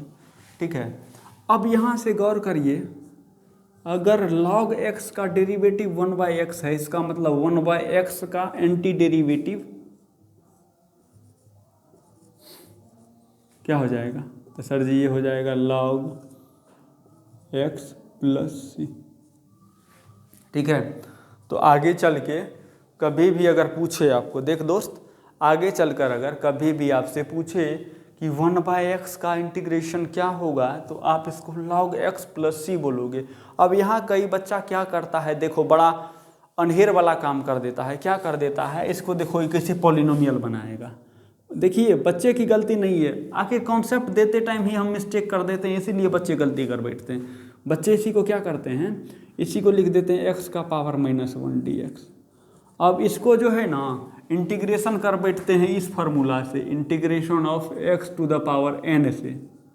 ठीक है, तो यहाँ पर हमने जो इसका फार्मूला आपको बताया था, इसमें बताया था कि x का पावर n+1 बटे n+1, और यहाँ पर एक चीज़ बताया था भैया कि n जो है ना वो कभी भी -1 के बराबर नहीं होगा। तो देखो यहाँ पर तो n का मान -1 हो जाता है, तो यहाँ पर हम x टू द पावर -1 को कभी भी इस तरह से नहीं तोड़ेंगे। क्यों? क्योंकि उसका शर्त है भैया कि जिसने हम x to the power n में n के जगह -1 रखेंगे तो वो अनडिटर्मिनेट हो जाएगा। और आपको पता है कि कैलकुलस तो अनडिटर्मिनेट को ही डिटर्मिनेट करने का एक जुगाड़ है। ठीक, आप लिमिट में पढ़ते हैं ना अनडिटर्मिनेट फॉर्म को डिटर्मिनेट करने का, तो अनडिटर्मिनेट फॉर्म का कहीं कोई जगह नहीं रहता इसमें। ठीक है, तो याद रखना इस चीज़ को, गांठ बांध करके रख लेना कि अगर 1/x होगा तो इसको कभी भी x टू द पावर -1 के जैसा ट्रीट नहीं करना। क्यों नहीं करना है? चूंकि n का वैल्यू -1 नहीं हो सकता। ठीक, that's all. Have you any doubt? चलिए, तो ये हो गया, यहाँ पर ही हम इसको लिख देंगे। अब चलिए अगला होता है, ये तो लॉगरिथमिक फंक्शन आ गया, अब होता है इसमें एक्सपोनेंट, इसको भी लिख देते हैं यहाँ पे। एक फार्मूला यहाँ से आपको निकल के आ गया कि 1/x का इंटीग्रेशन क्या होगा, तो आप कहोगे log mod x प्लस सी। ठीक है, कोई दिक्कत नहीं ना? चलो, अब यहाँ पर शर्त क्या है, x का वैल्यू 0 के बराबर नहीं होना चाहिए, इस चीज़ का ख्याल रखना हमेशा, वहाँ हम नहीं लिखे हैं। अब लॉगरिथमिक फंक्शन खत्म हुआ, अब चलते हैं हम एक्सपोनेंशियल फंक्शन में। अभी देखो, एक फंक्शन हमने लिया था y बराबर variable to the power constant का, जिसमें क्या हुआ था, अगर variable to the power constant में इसका इंटीग्रेशन करें तो ये क्या होता था, c v का पावर c+1 होता था और बटे में c+1 लिखते थे। ठीक, ये कब करते थे भाई? ये तब करते थे हम जब variable to the power constant होता था। ठीक, अब एक फंक्शन आएगा y बराबर, देखो इसको ऐसे लिखते हैं, कांस्टेंट टू द पावर जब वेरिएबल आएगा। ठीक है, constant to the power variable जब आएगा तब ये ऐसे नहीं कर देना। ठीक है, देखने में के जैसा लगेगा। हाँ, कहीं पर लिखल रहेगा x टू द पावर 7, इसका इंटीग्रेशन पूछ देगा, और कहीं पे इंटीग्रेशन पूछ देगा 7 टू द पावर x। बच्चा, ये दोनों देखने में के जहन लग रहा है, लेकिन दोनों बहुत अलग चीज़ है। यहाँ पर variable to the power constant है तो इसका डिफरेंस इंटीग्रेशन आप इस तरीका से करोगे, और इस 7 टू द पावर x है, दोनों अलग चीज़ है। यहाँ पर variable to the power constant है, यहाँ पर constant to the power variable है। तो constant to the power variable का मसाला अभी तैयार कराएंगे हम, ठीक। देखिए क्या होता है यहाँ पर, समझिए। अगर मैं एक फंक्शन ऐसा लूं a to the power x where a is a constant, x is a variable। अगर a to the power x लूँ एक फंक्शन और इसका कहूँ कि भाई मेरे बताओ कि derivative of a to the power x क्या होगा, बताओ a to the power x का डेरिवेटिव क्या होगा। तो आप भली भांति कह दोगे sir a to the power x का डेरिवेटिव जो होता है ना वो होता है a to the power x into log base a, ये ना होता है। बड़ा आराम से कहोगे, सही बात तो है, कोनो खराब थोड़े है। a to the power x का डेरिवेटिव होता है a to the power x log a, ठीक है। अब गौर से देखो, अगर मुझे इसी शर्त पे इंटीग्रेट करना पड़े a to the power x into log mod a का x के रिस्पेक्ट में, तो मैं क्या इसका आंसर लिखूंगा a to the power x plus c। तो ये भी एक फॉर्मूला हो गया, ठीक है। इसको भी आप यहाँ स्टार मार के लिख लो। यहाँ मैं लिख दे रहा हूँ कि integration of a to the power x log a रहेगा, तो इसको लिखते हैं हम a to the power x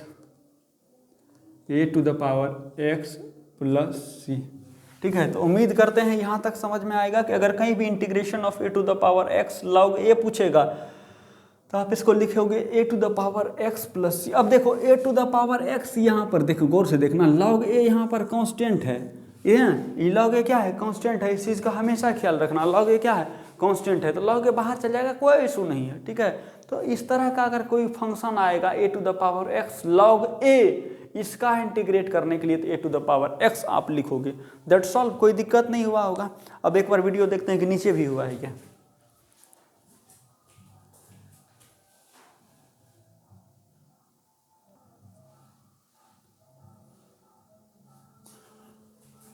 अब लास्ट फंक्शन बचा हुआ है हमारा एक्सपोनेंशियल फंक्शन। एक्सपोनेंशियल फंक्शन के बारे में देखते हैं क्या है एक्सपोनेंशियल फंक्शन। देखिए e to the power x वाला जो भी फंक्शन होगा उसी को एक्सपोनेंशियल फंक्शन बोलते हैं।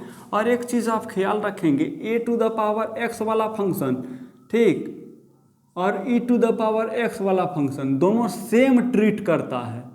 a to the power x की अगर मैं बात करूं तो ये constant to the power variable है, और e to the power x की भी मैं बात करूंगा तो वो भी constant to the power variable है। इसीलिए e to the power x का जो डिफरेंशिएशन होगा या इंटीग्रेशन होगा वो a to the power x के तरीके से ही होगा, चूँकि बहुत आर सिमिलर नेचर फंक्शन, ठीक है।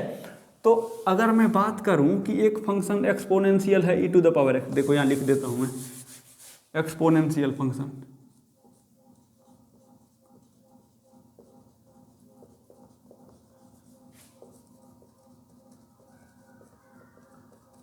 एक्सपोनेंशियल फंक्शन की मैं अगर बात करूं तो exponential function e to the power x होता है। अगर डेरिवेटिव कर दूं e to the power x का, तो आपको पता है भाई मेरे कि e to the power x का डेरिवेटिव क्या होता है। तो पढ़े हैं आप 11th में e to the power x log e, ठीक।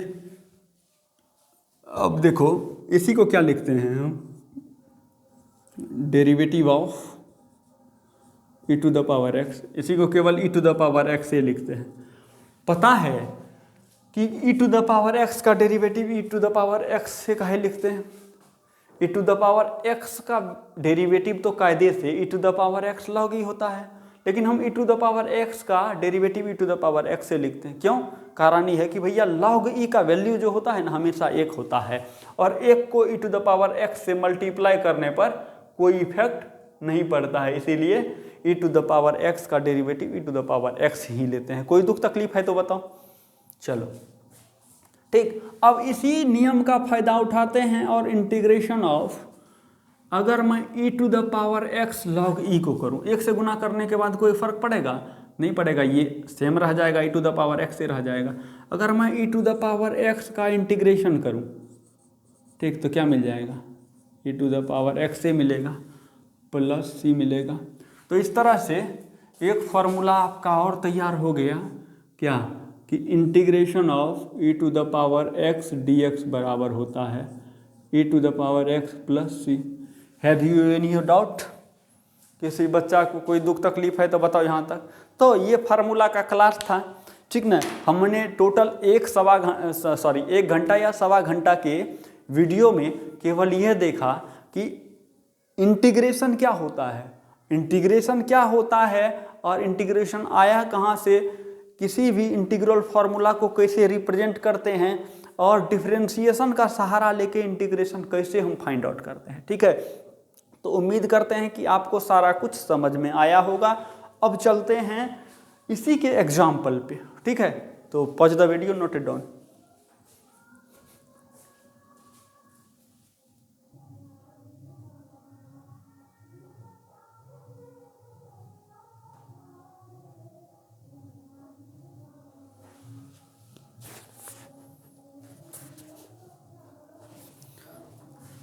तो अब देखिए, ये हम एग्जाम्पल की बात कर रहा हूँ NCERT 7.1 सेकेंड वॉल्यूम, ठीक है। एग्जाम्पल से समझने की कोशिश करेंगे। एक भी क्वेश्चन, एक भी टॉपिक मैं नहीं छोड़ूंगा, ये वादा करता हूँ। एक भी क्वेश्चन आपका नहीं छूटेगा, एग्जाम्पल से लेकर के एक्सरसाइज तक। क्योंकि देखिए बच्चे एग्जाम्पल छोड़ के चल देते हैं। दिक्कत यहाँ ये होती है कि एग्जाम्पल भी एग्जाम में पूछ देता है। वैसे मैं आपको किसी भी क्वेश्चन को VVI है, VVI नहीं है, इस तरह से नहीं कराऊंगा।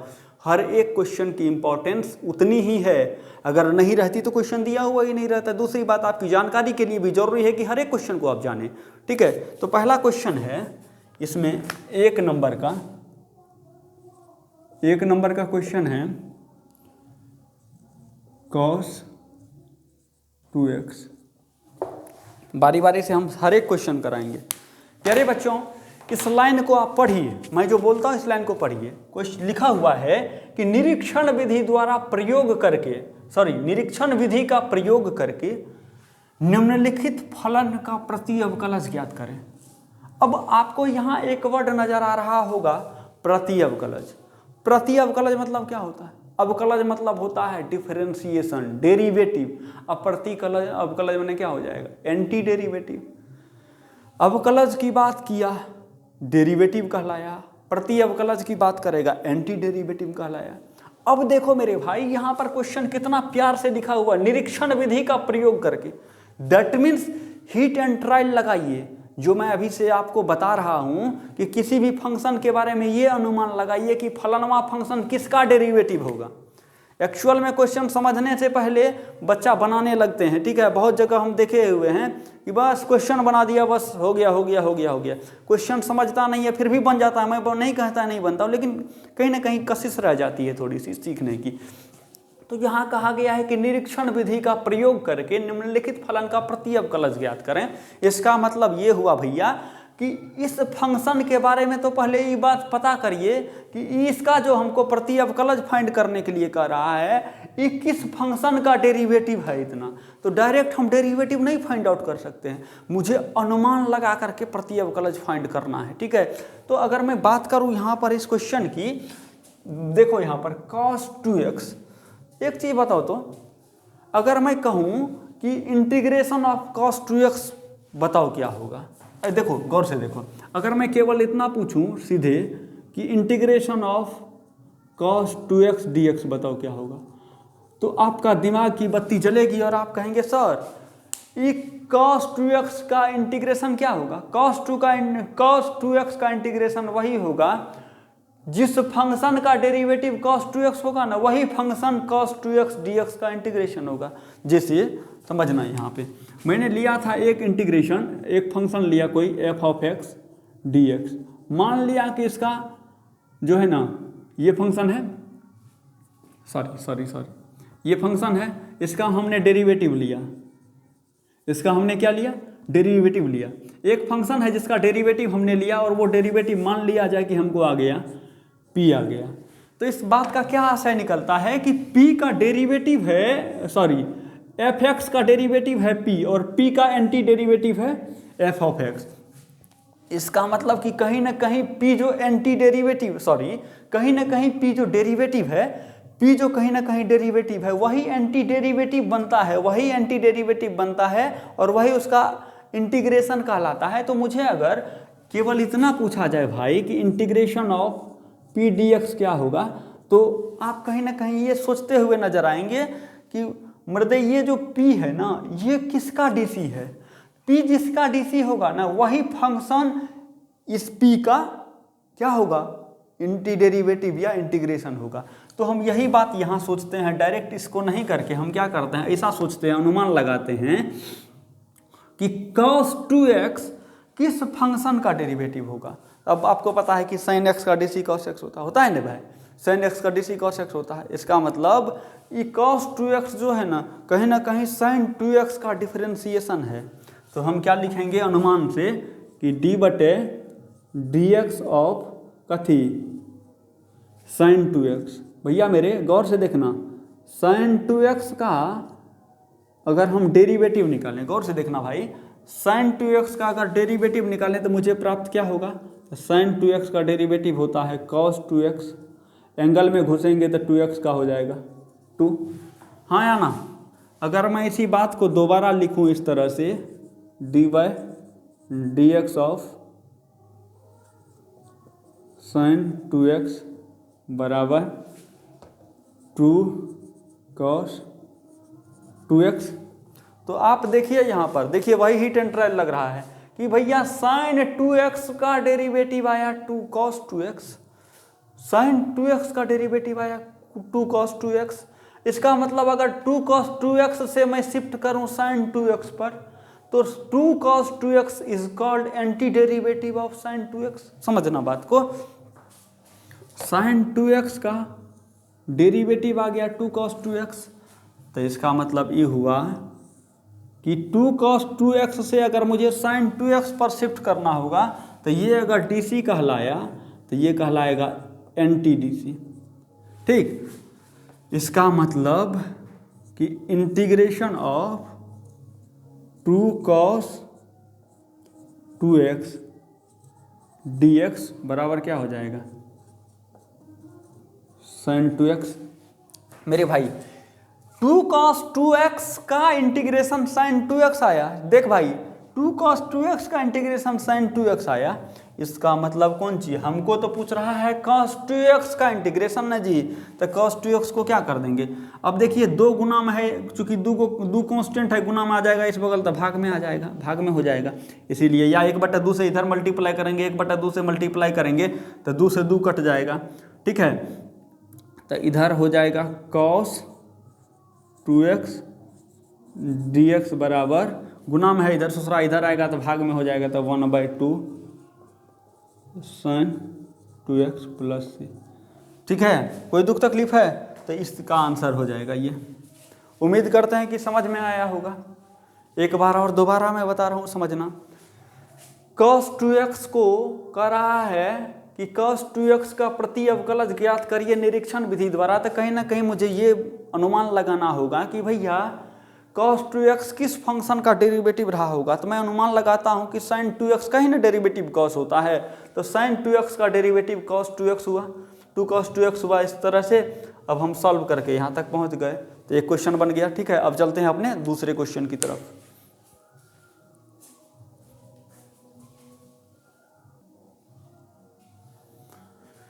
अब देखिए ये दूसरा क्वेश्चन आ गया, पहला क्लियर हो गया, दूसरा। अब फिर मुझे देखिए वही क्वेश्चन है कि निरीक्षण विधि का प्रयोग करना है। निरीक्षण मतलब अनुमान लगाना है। अब जरा सोच के बताओ कि ये जो 3x² + 4x³ है, जिसका हमको प्रति अवकलज ज्ञात करना हो, कर रहा है, करने के लिए 3x² + 4x³ का जो प्रति अवकलज ज्ञात करने के लिए कर रहा है, एक्चुअल में ये किसी न किसी फंक्शन का डेरिवेटिव रहा होगा। तो ये अनुमान लगाते हैं कि ये किस फंक्शन का डेरिवेटिव रहा होगा। तो जरा हम अनुमान की बात करता हूँ। देखो, अगर मैं अनुमान लगाऊं कि देखो 3x² है, 3x² किसका डीसी रहा होगा, तो आप कह दोगे कि सर x³ का अगर डीसी करेंगे ना तो 3x² आ जाएगा, प्लस तो प्लस है।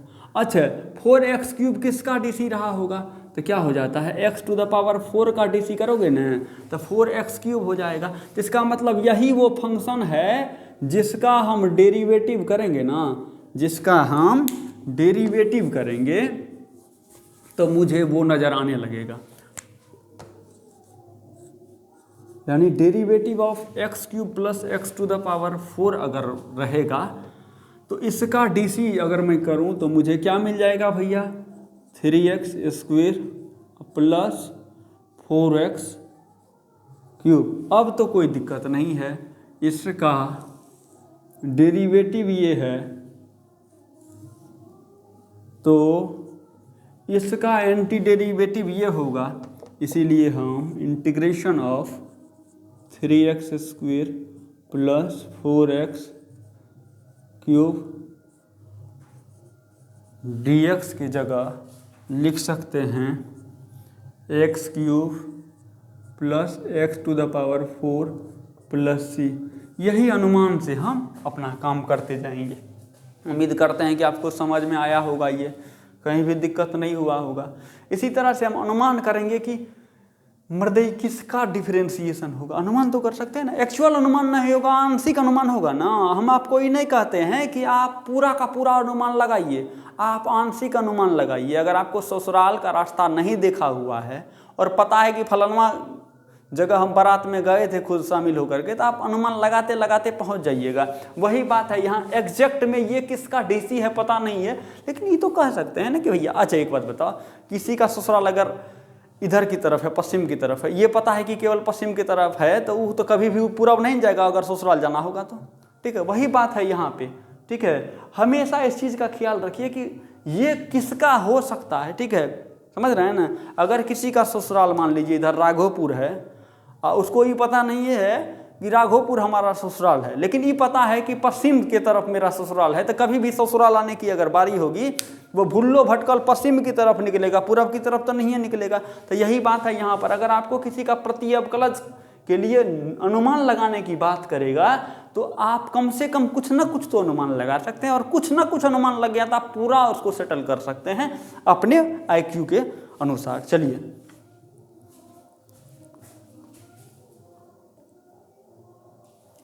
अब ये तीसरा क्वेश्चन है। ठीक है, ये तीसरा क्वेश्चन है। अब इसको बनाने का तरीका आप कैसे बनाइएगा, एग्जाम के अंदर सेम क्वेश्चन है, इसमें भी वही लगाना है। अब देखिए सबसे पहले इसको एग्जाम में कैसे बनाएंगे तो मार्क्स आपका नहीं कटेगा। तो लिखेंगे सबसे पहले सॉल्यूशन लिखेंगे इस तरह से, सॉल्यूशन।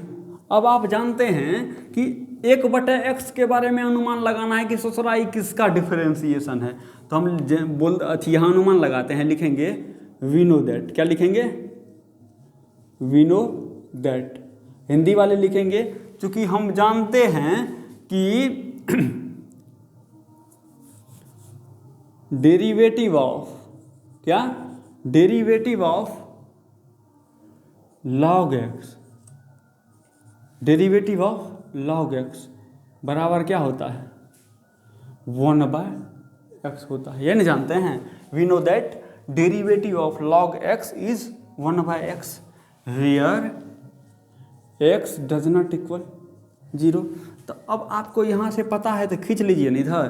क्या करेंगे, integration of 1/x dx where x does not equal 0, क्या हो जाएगा, log mod x plus c। ये तीसरा भी क्वेश्चन आपका छूमंतर हो गया। तो उम्मीद करते हैं कि आपका ये भी क्वेश्चन बन ही गया। ठीक है, कोई दुख तकलीफ नहीं ना।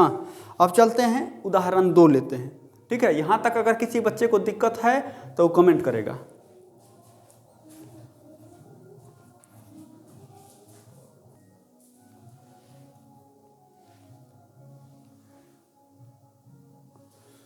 चलिए अब सेकेंड एग्जाम्पल देखते हैं, दूसरा उदाहरण देखते हैं।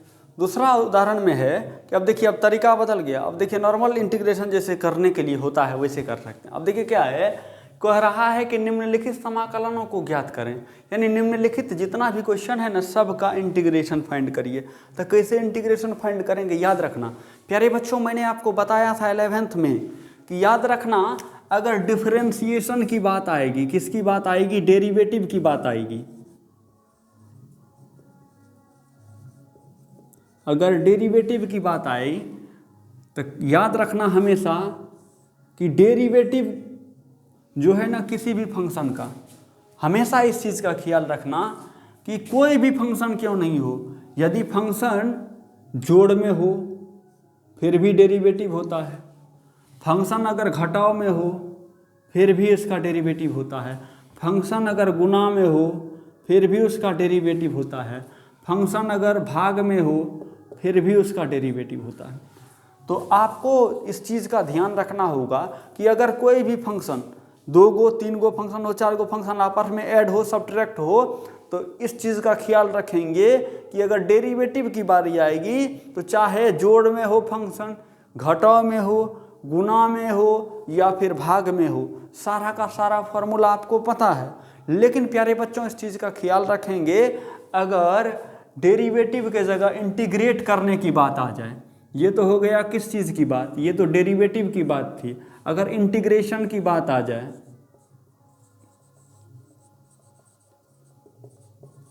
अगर इंटीग्रेशन की बात आ जाए तो इंटीग्रेशन में जोड़ के बारे में कह सकते हैं कि अगर कोई भी फंक्शन जोड़ में है तो इसके लिए फॉर्मूला पता है कि बारी बारी से दोनों का इंटीग्रेशन कर देंगे, अगर घटाव में है तो इंटीग्रेशन कर देंगे।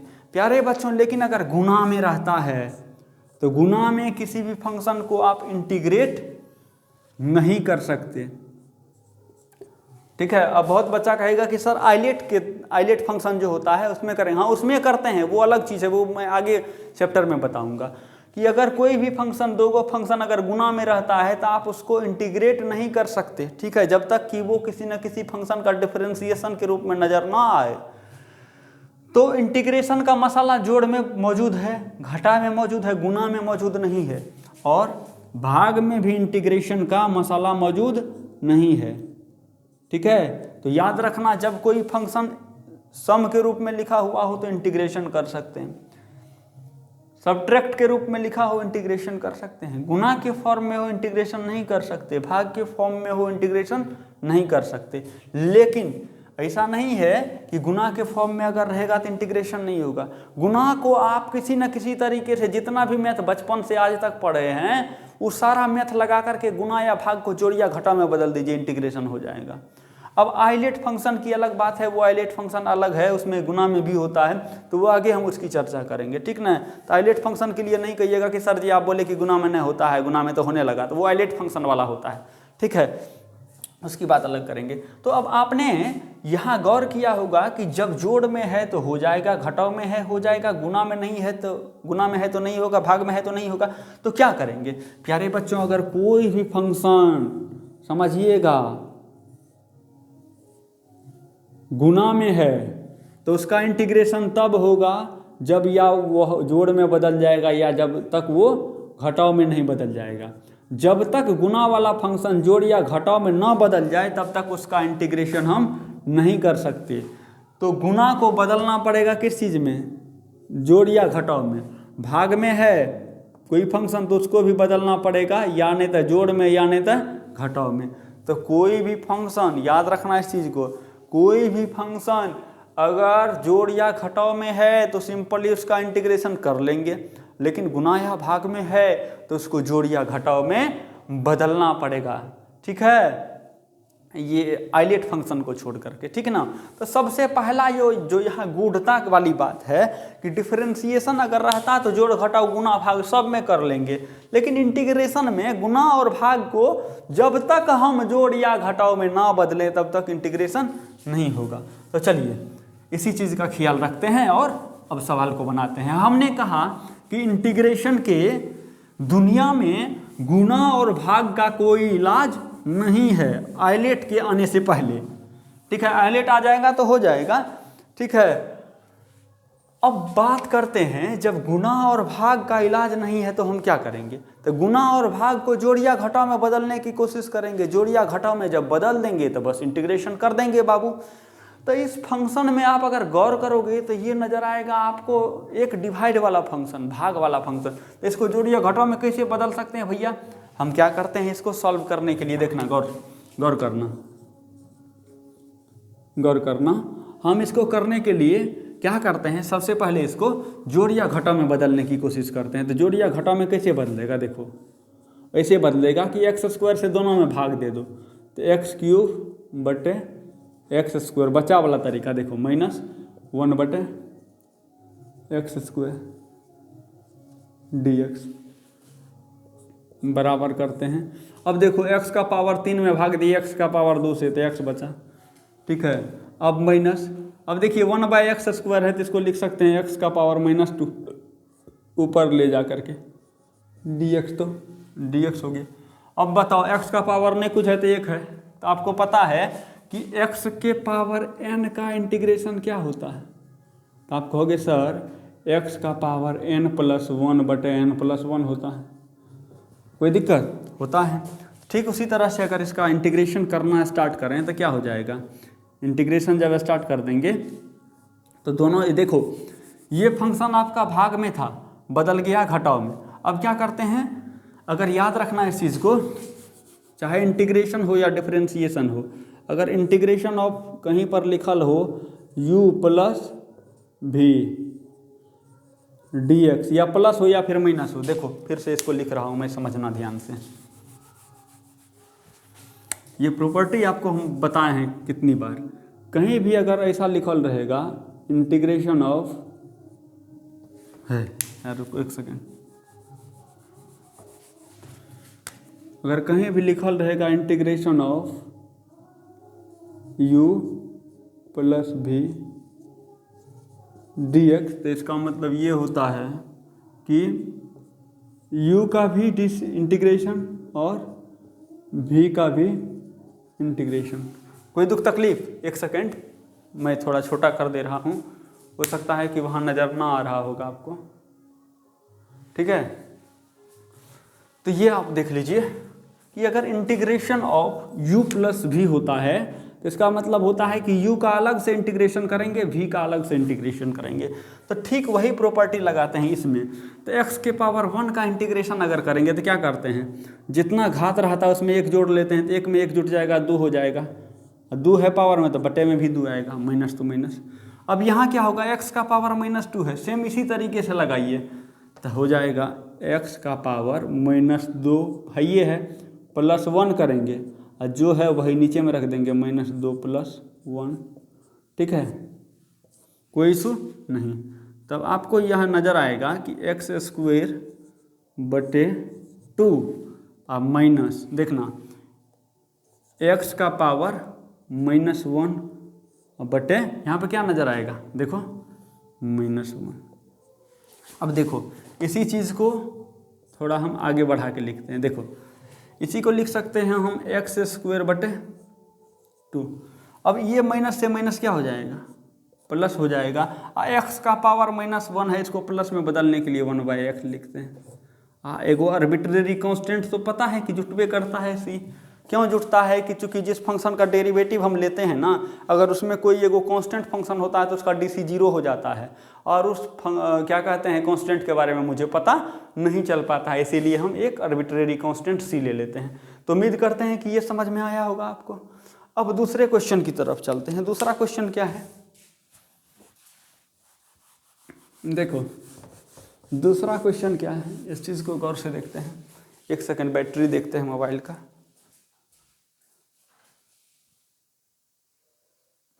ठीक है, अब दूसरे क्वेश्चन की ओर चलते हैं। दूसरा में भी दो गो फंक्शन अलग अलग है, अब तो आराम से कर सकते हैं इसका। कैसे करेंगे भैया, integration of x⁴ dx plus में ये भी अलग फंक्शन है तो 1 dx, ठीक है। अब इंटीग्रेशन में करता हूँ इसका, तो x का पावर क्या हो जाएगा 2/3 + 1 बटे 2/3 + 1 हो जाएगा, यहाँ भी प्लस तो प्लस 1 का इंटीग्रेशन से d खत्म हो जाएगा तो 1x हो जाएगा, आपको पता है ना। ठीक, देखिए 1 dx का इंटीग्रेशन जो होता है ना वो x होता है। क्यों होता है देखना, x एक को लिख सकते हैं x⁴ dx। अब लगाओ फार्मूला x के पावर n वाला, तो क्या हो जाएगा x का पावर 1/1।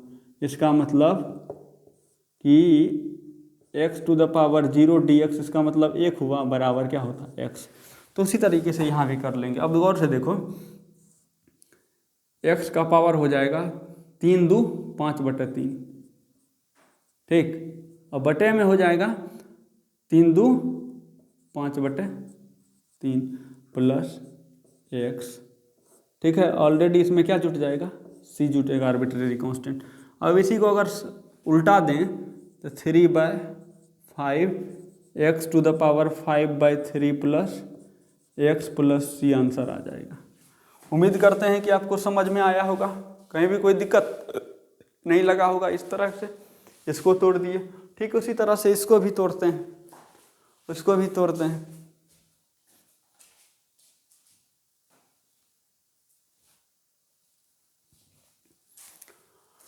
अब ये तीसरा सवाल देखते हैं। तीसरा सवाल क्या है, तीसरा क्वेश्चन क्या है। अब इसका सॉल्यूशन अगर हम करें तो क्या होता है भैया, देख यहाँ भी 3 गो अलग अलग फंक्शन है जो कि सेपरेट है प्लस और माइनस के जरिए। तो क्या करेंगे, अलग अलग इंटीग्रेशन करेंगे। x to the power 2/3 dx एक, दूसरा इसका इंटीग्रेशन करेंगे तो 2 कांस्टेंट है बाहर निकल जाएगा, e to the power x dx minus 1/x dx। कोई दुख तकलीफ नहीं हुआ होगा। अब गौर से देखना, देखो ये सवाल लगता है कि ये क्या आ गया, इधर थोड़ा सा हम मिटा देते हैं इस चीज़ को, ख्याल रखिएगा, ये लिख लीजिएगा आप। चलिए थोड़ा पीछे से लिखते हैं। अब x का पावर 2/3 है, एक जोड़ेंगे 2/3 में 3 का 3 2 5/3 हो जाएगा, ठीक। तो x का पावर हो जाएगा 5/3, नीचे में हो जाएगा 5/3 जो कि ऊपर उल्टेगा, हाँ, तो ये हो जाएगा 3/5। कोई इशू नहीं है। अब चलिए प्लस, तो प्लस 2 कांस्टेंट है तो कांस्टेंट है, e to the power x का इंटीग्रेशन होता है e to the power x से। चलिए माइनस, तो माइनस 1/x का इंटीग्रेशन क्या पढ़ाए थे, log mod x plus c, यही आपका आंसर आ गया। तो अगर पूछेगा कि इस क्वेश्चन का इंटीग्रेशन क्या होगा तो ये इंटीग्रेशन होगा। अगर बिलीव नहीं होता है तो इसका आप डिफरेंशिएशन करिए, ये आ जाएगा। इसका आप डिफरेंशिएशन करिएगा ना तो ये आ जाएगा, ठीक है। इसीलिए बोले थे भैया, हम तभी से बार बार एक चीज़ दोहरा रहे हैं कि integration is inverse process of differentiation. बार बार इस बात को बोलने का यही आशय था कि भैया अगर किसी भी फंक्शन का इंटीग्रेशन तुम करो तो इंटीग्रेशन करके जो फंक्शन आएगा उसका डीसी करोगे तो वही फंक्शन आ जाएगा जिसका तुम इंटीग्रेशन करते हो। अगर आंसर का डीसी करके क्वेश्चन आ गया तो समझना हमारा सही है, नहीं आया तो समझना गलत है, ठीक है। चलो अब एग्जाम्पल 2 भी खत्म हुआ, अब चलते हैं तीसरे एग्जाम्पल की तरफ, ठीक है।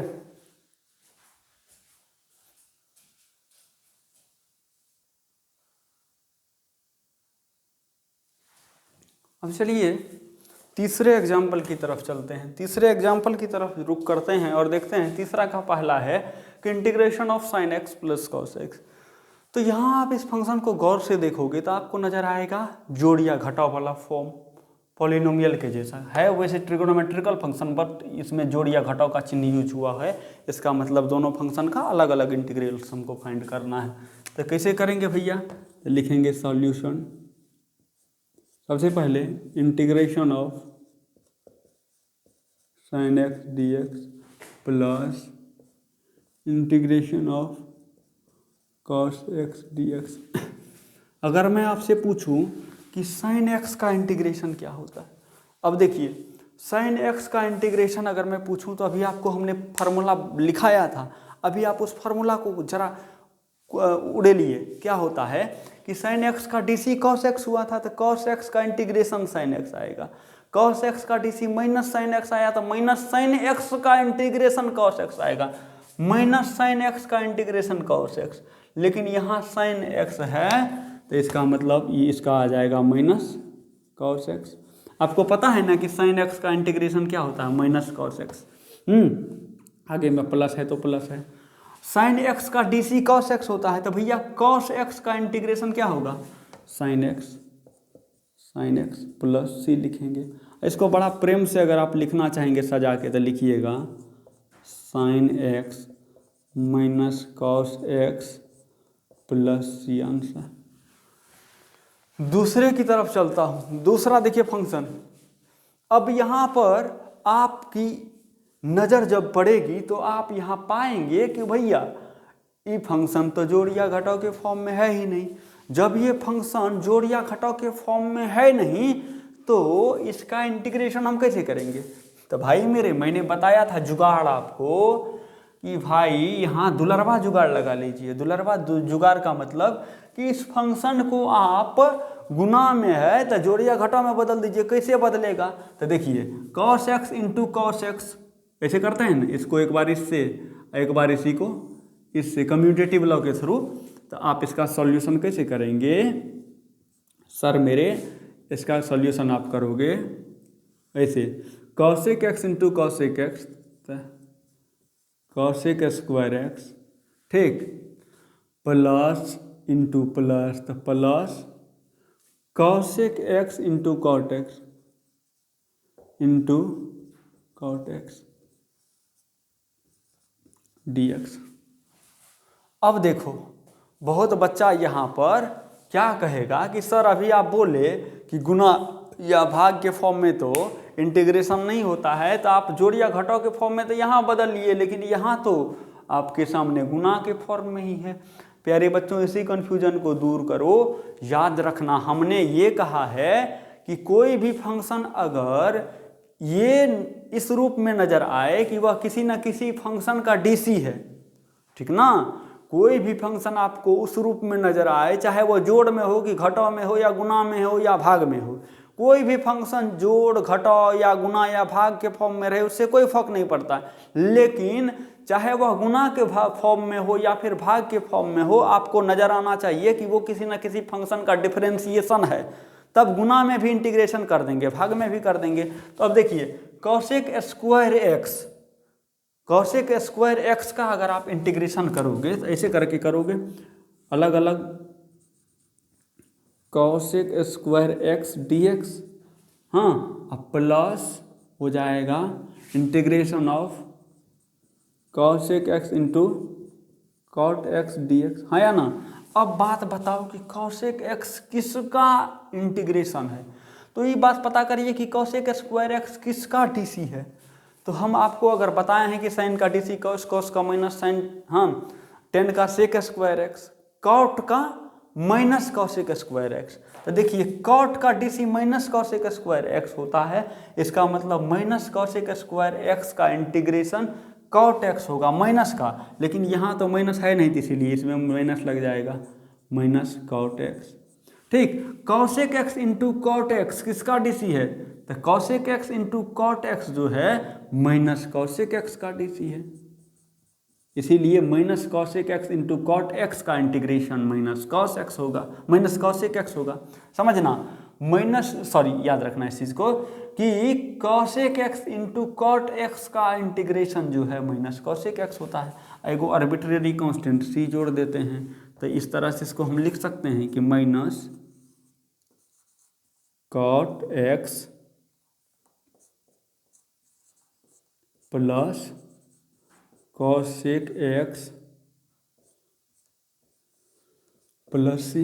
अब यहाँ पर आपको नजर आएगा, अब कहिएगा कि सर आपने तो पढ़ाया है हमको कि minus cosec x into cot x का इंटीग्रेशन कॉसेक एक्स होता है, minus cosec x into cot x का, लेकिन यहाँ तो माइनस नहीं लगा हुआ है। तो माइनस नहीं लगा हुआ है तो इसीलिए माइनस को इस बगल धकेल के माइनस लगा दिया ना, यहाँ पे minus cosec x into cot x का कॉसेक स्क्वायर कॉसेक एक्स होता है, ठीक है। तो अगर मुझे कहीं पर cosec x into cot x नजर आए तो उसको मैं क्या लिखूंगा, माइनस कॉसेक एक्स। आपको अभी हम फार्मूला पढ़ाए हैं, तो ये भी आपका खत्म हो गया, दूसरा ये भी बन गया। तीसरी बात मैं यहाँ करता हूँ, देखो बड़ा आराम से इसको समझाते हैं, देखते हैं कटता भी है वीडियो।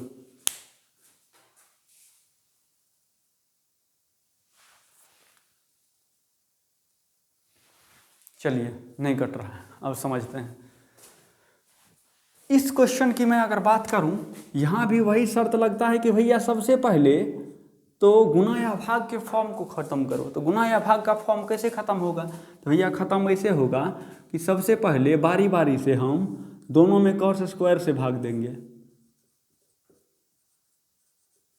माइनस साइन एक्स बटे इससे भाग देंगे।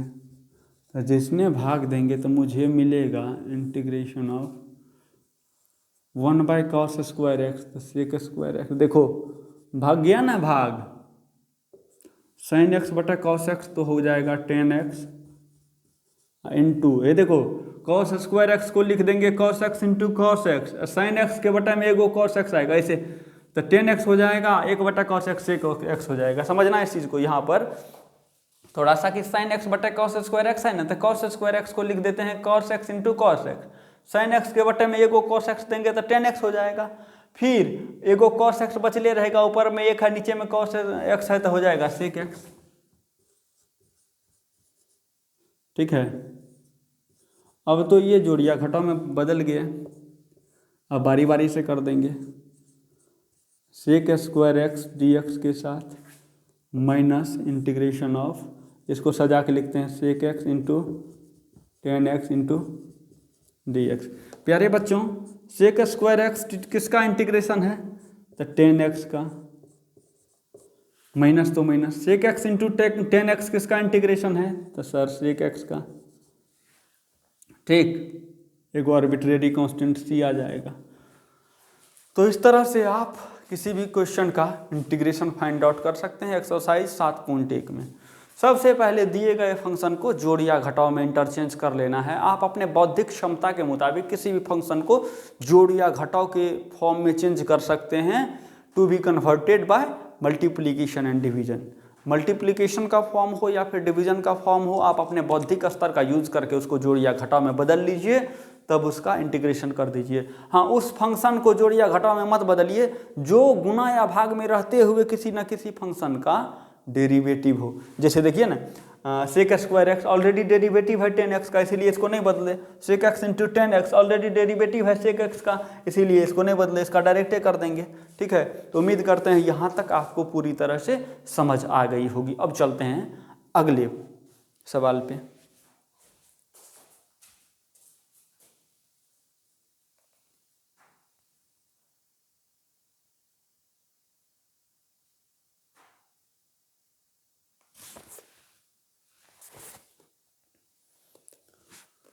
अब देखिए उदाहरण 4 का क्वेश्चन है, देखिए इसको गौर से समझते हैं।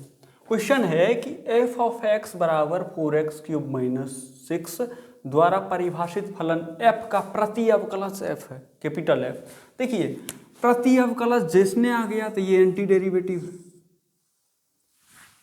हाँ, तो कहता है कि f ज्ञात करिए, वो फंक्शन ज्ञात करिए। ठीक है, तो इस क्वेश्चन को करते हैं। जरा इस क्वेश्चन को समझने से पहले देखिए क्या करते हैं। एक बात बताओ कि यदि f ऑफ x बराबर 4x क्यूब माइनस 6 है, तो ये 4x क्यूब माइनस 6 जो है परिभाषित फलन f का प्रति अवकलज है।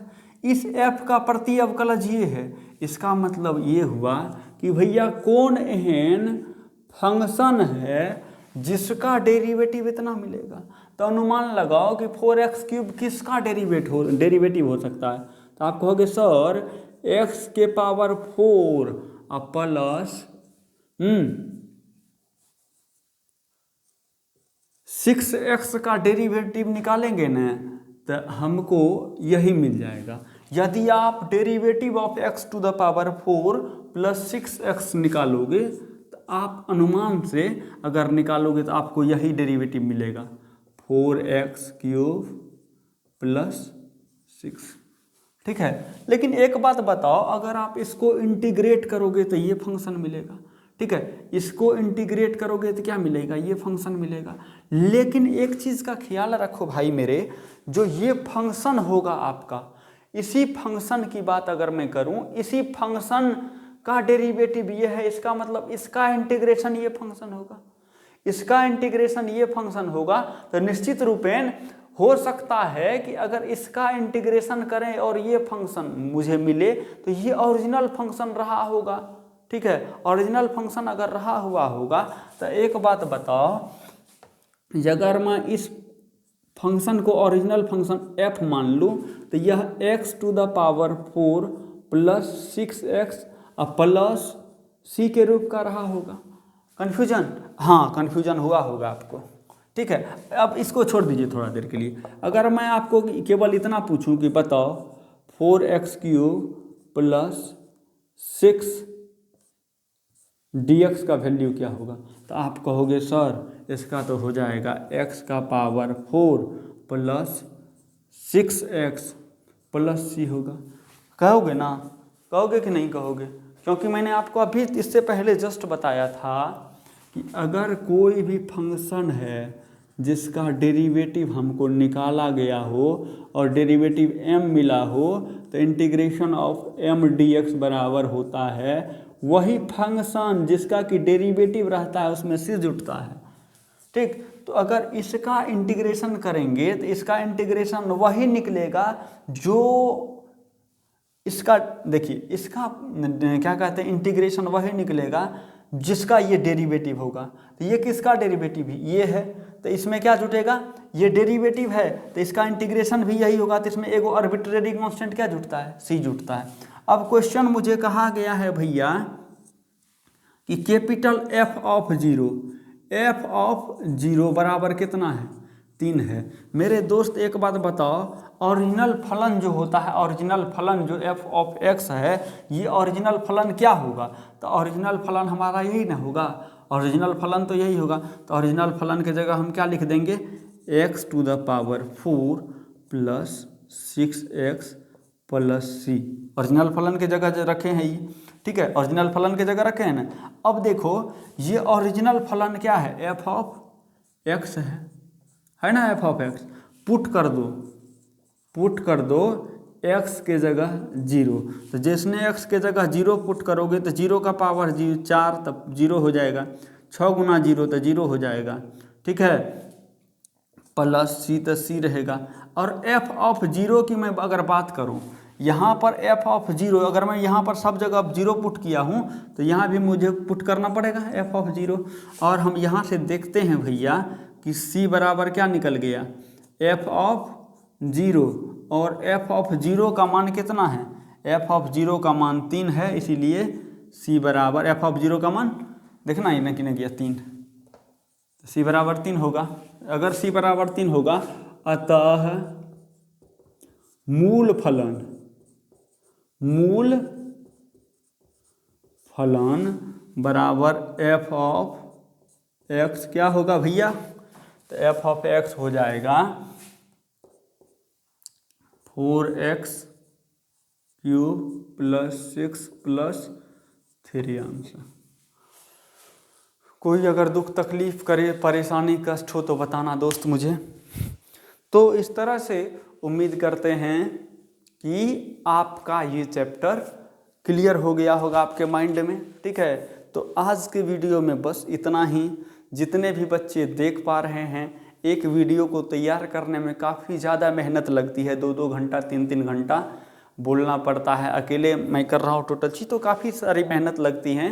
तो ये मेहनत हमारा तभी सफल होगा जब आप इस वीडियो को देख करके पूरी तरह से हर एक चीज़ को क्लियर करेंगे और अपने भविष्य के लिए काफ़ी अच्छा रास्ता चुनेंगे, ठीक है।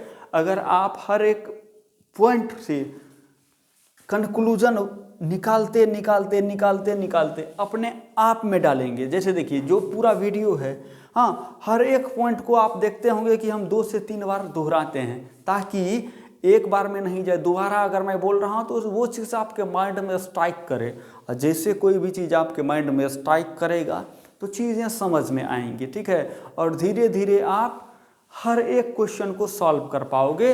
तो आज के वीडियो में बस इतना ही। Thank you. जितने भी बच्चे वीडियो देखे उसका धन्यवाद। जो भी बच्चे इनसे अनभिज्ञ हैं तो उन बच्चों से अनुरोध है कि इन वीडियो को दोस्तों के बीच शेयर करें, ठीक है। Thank you. Good night, bye.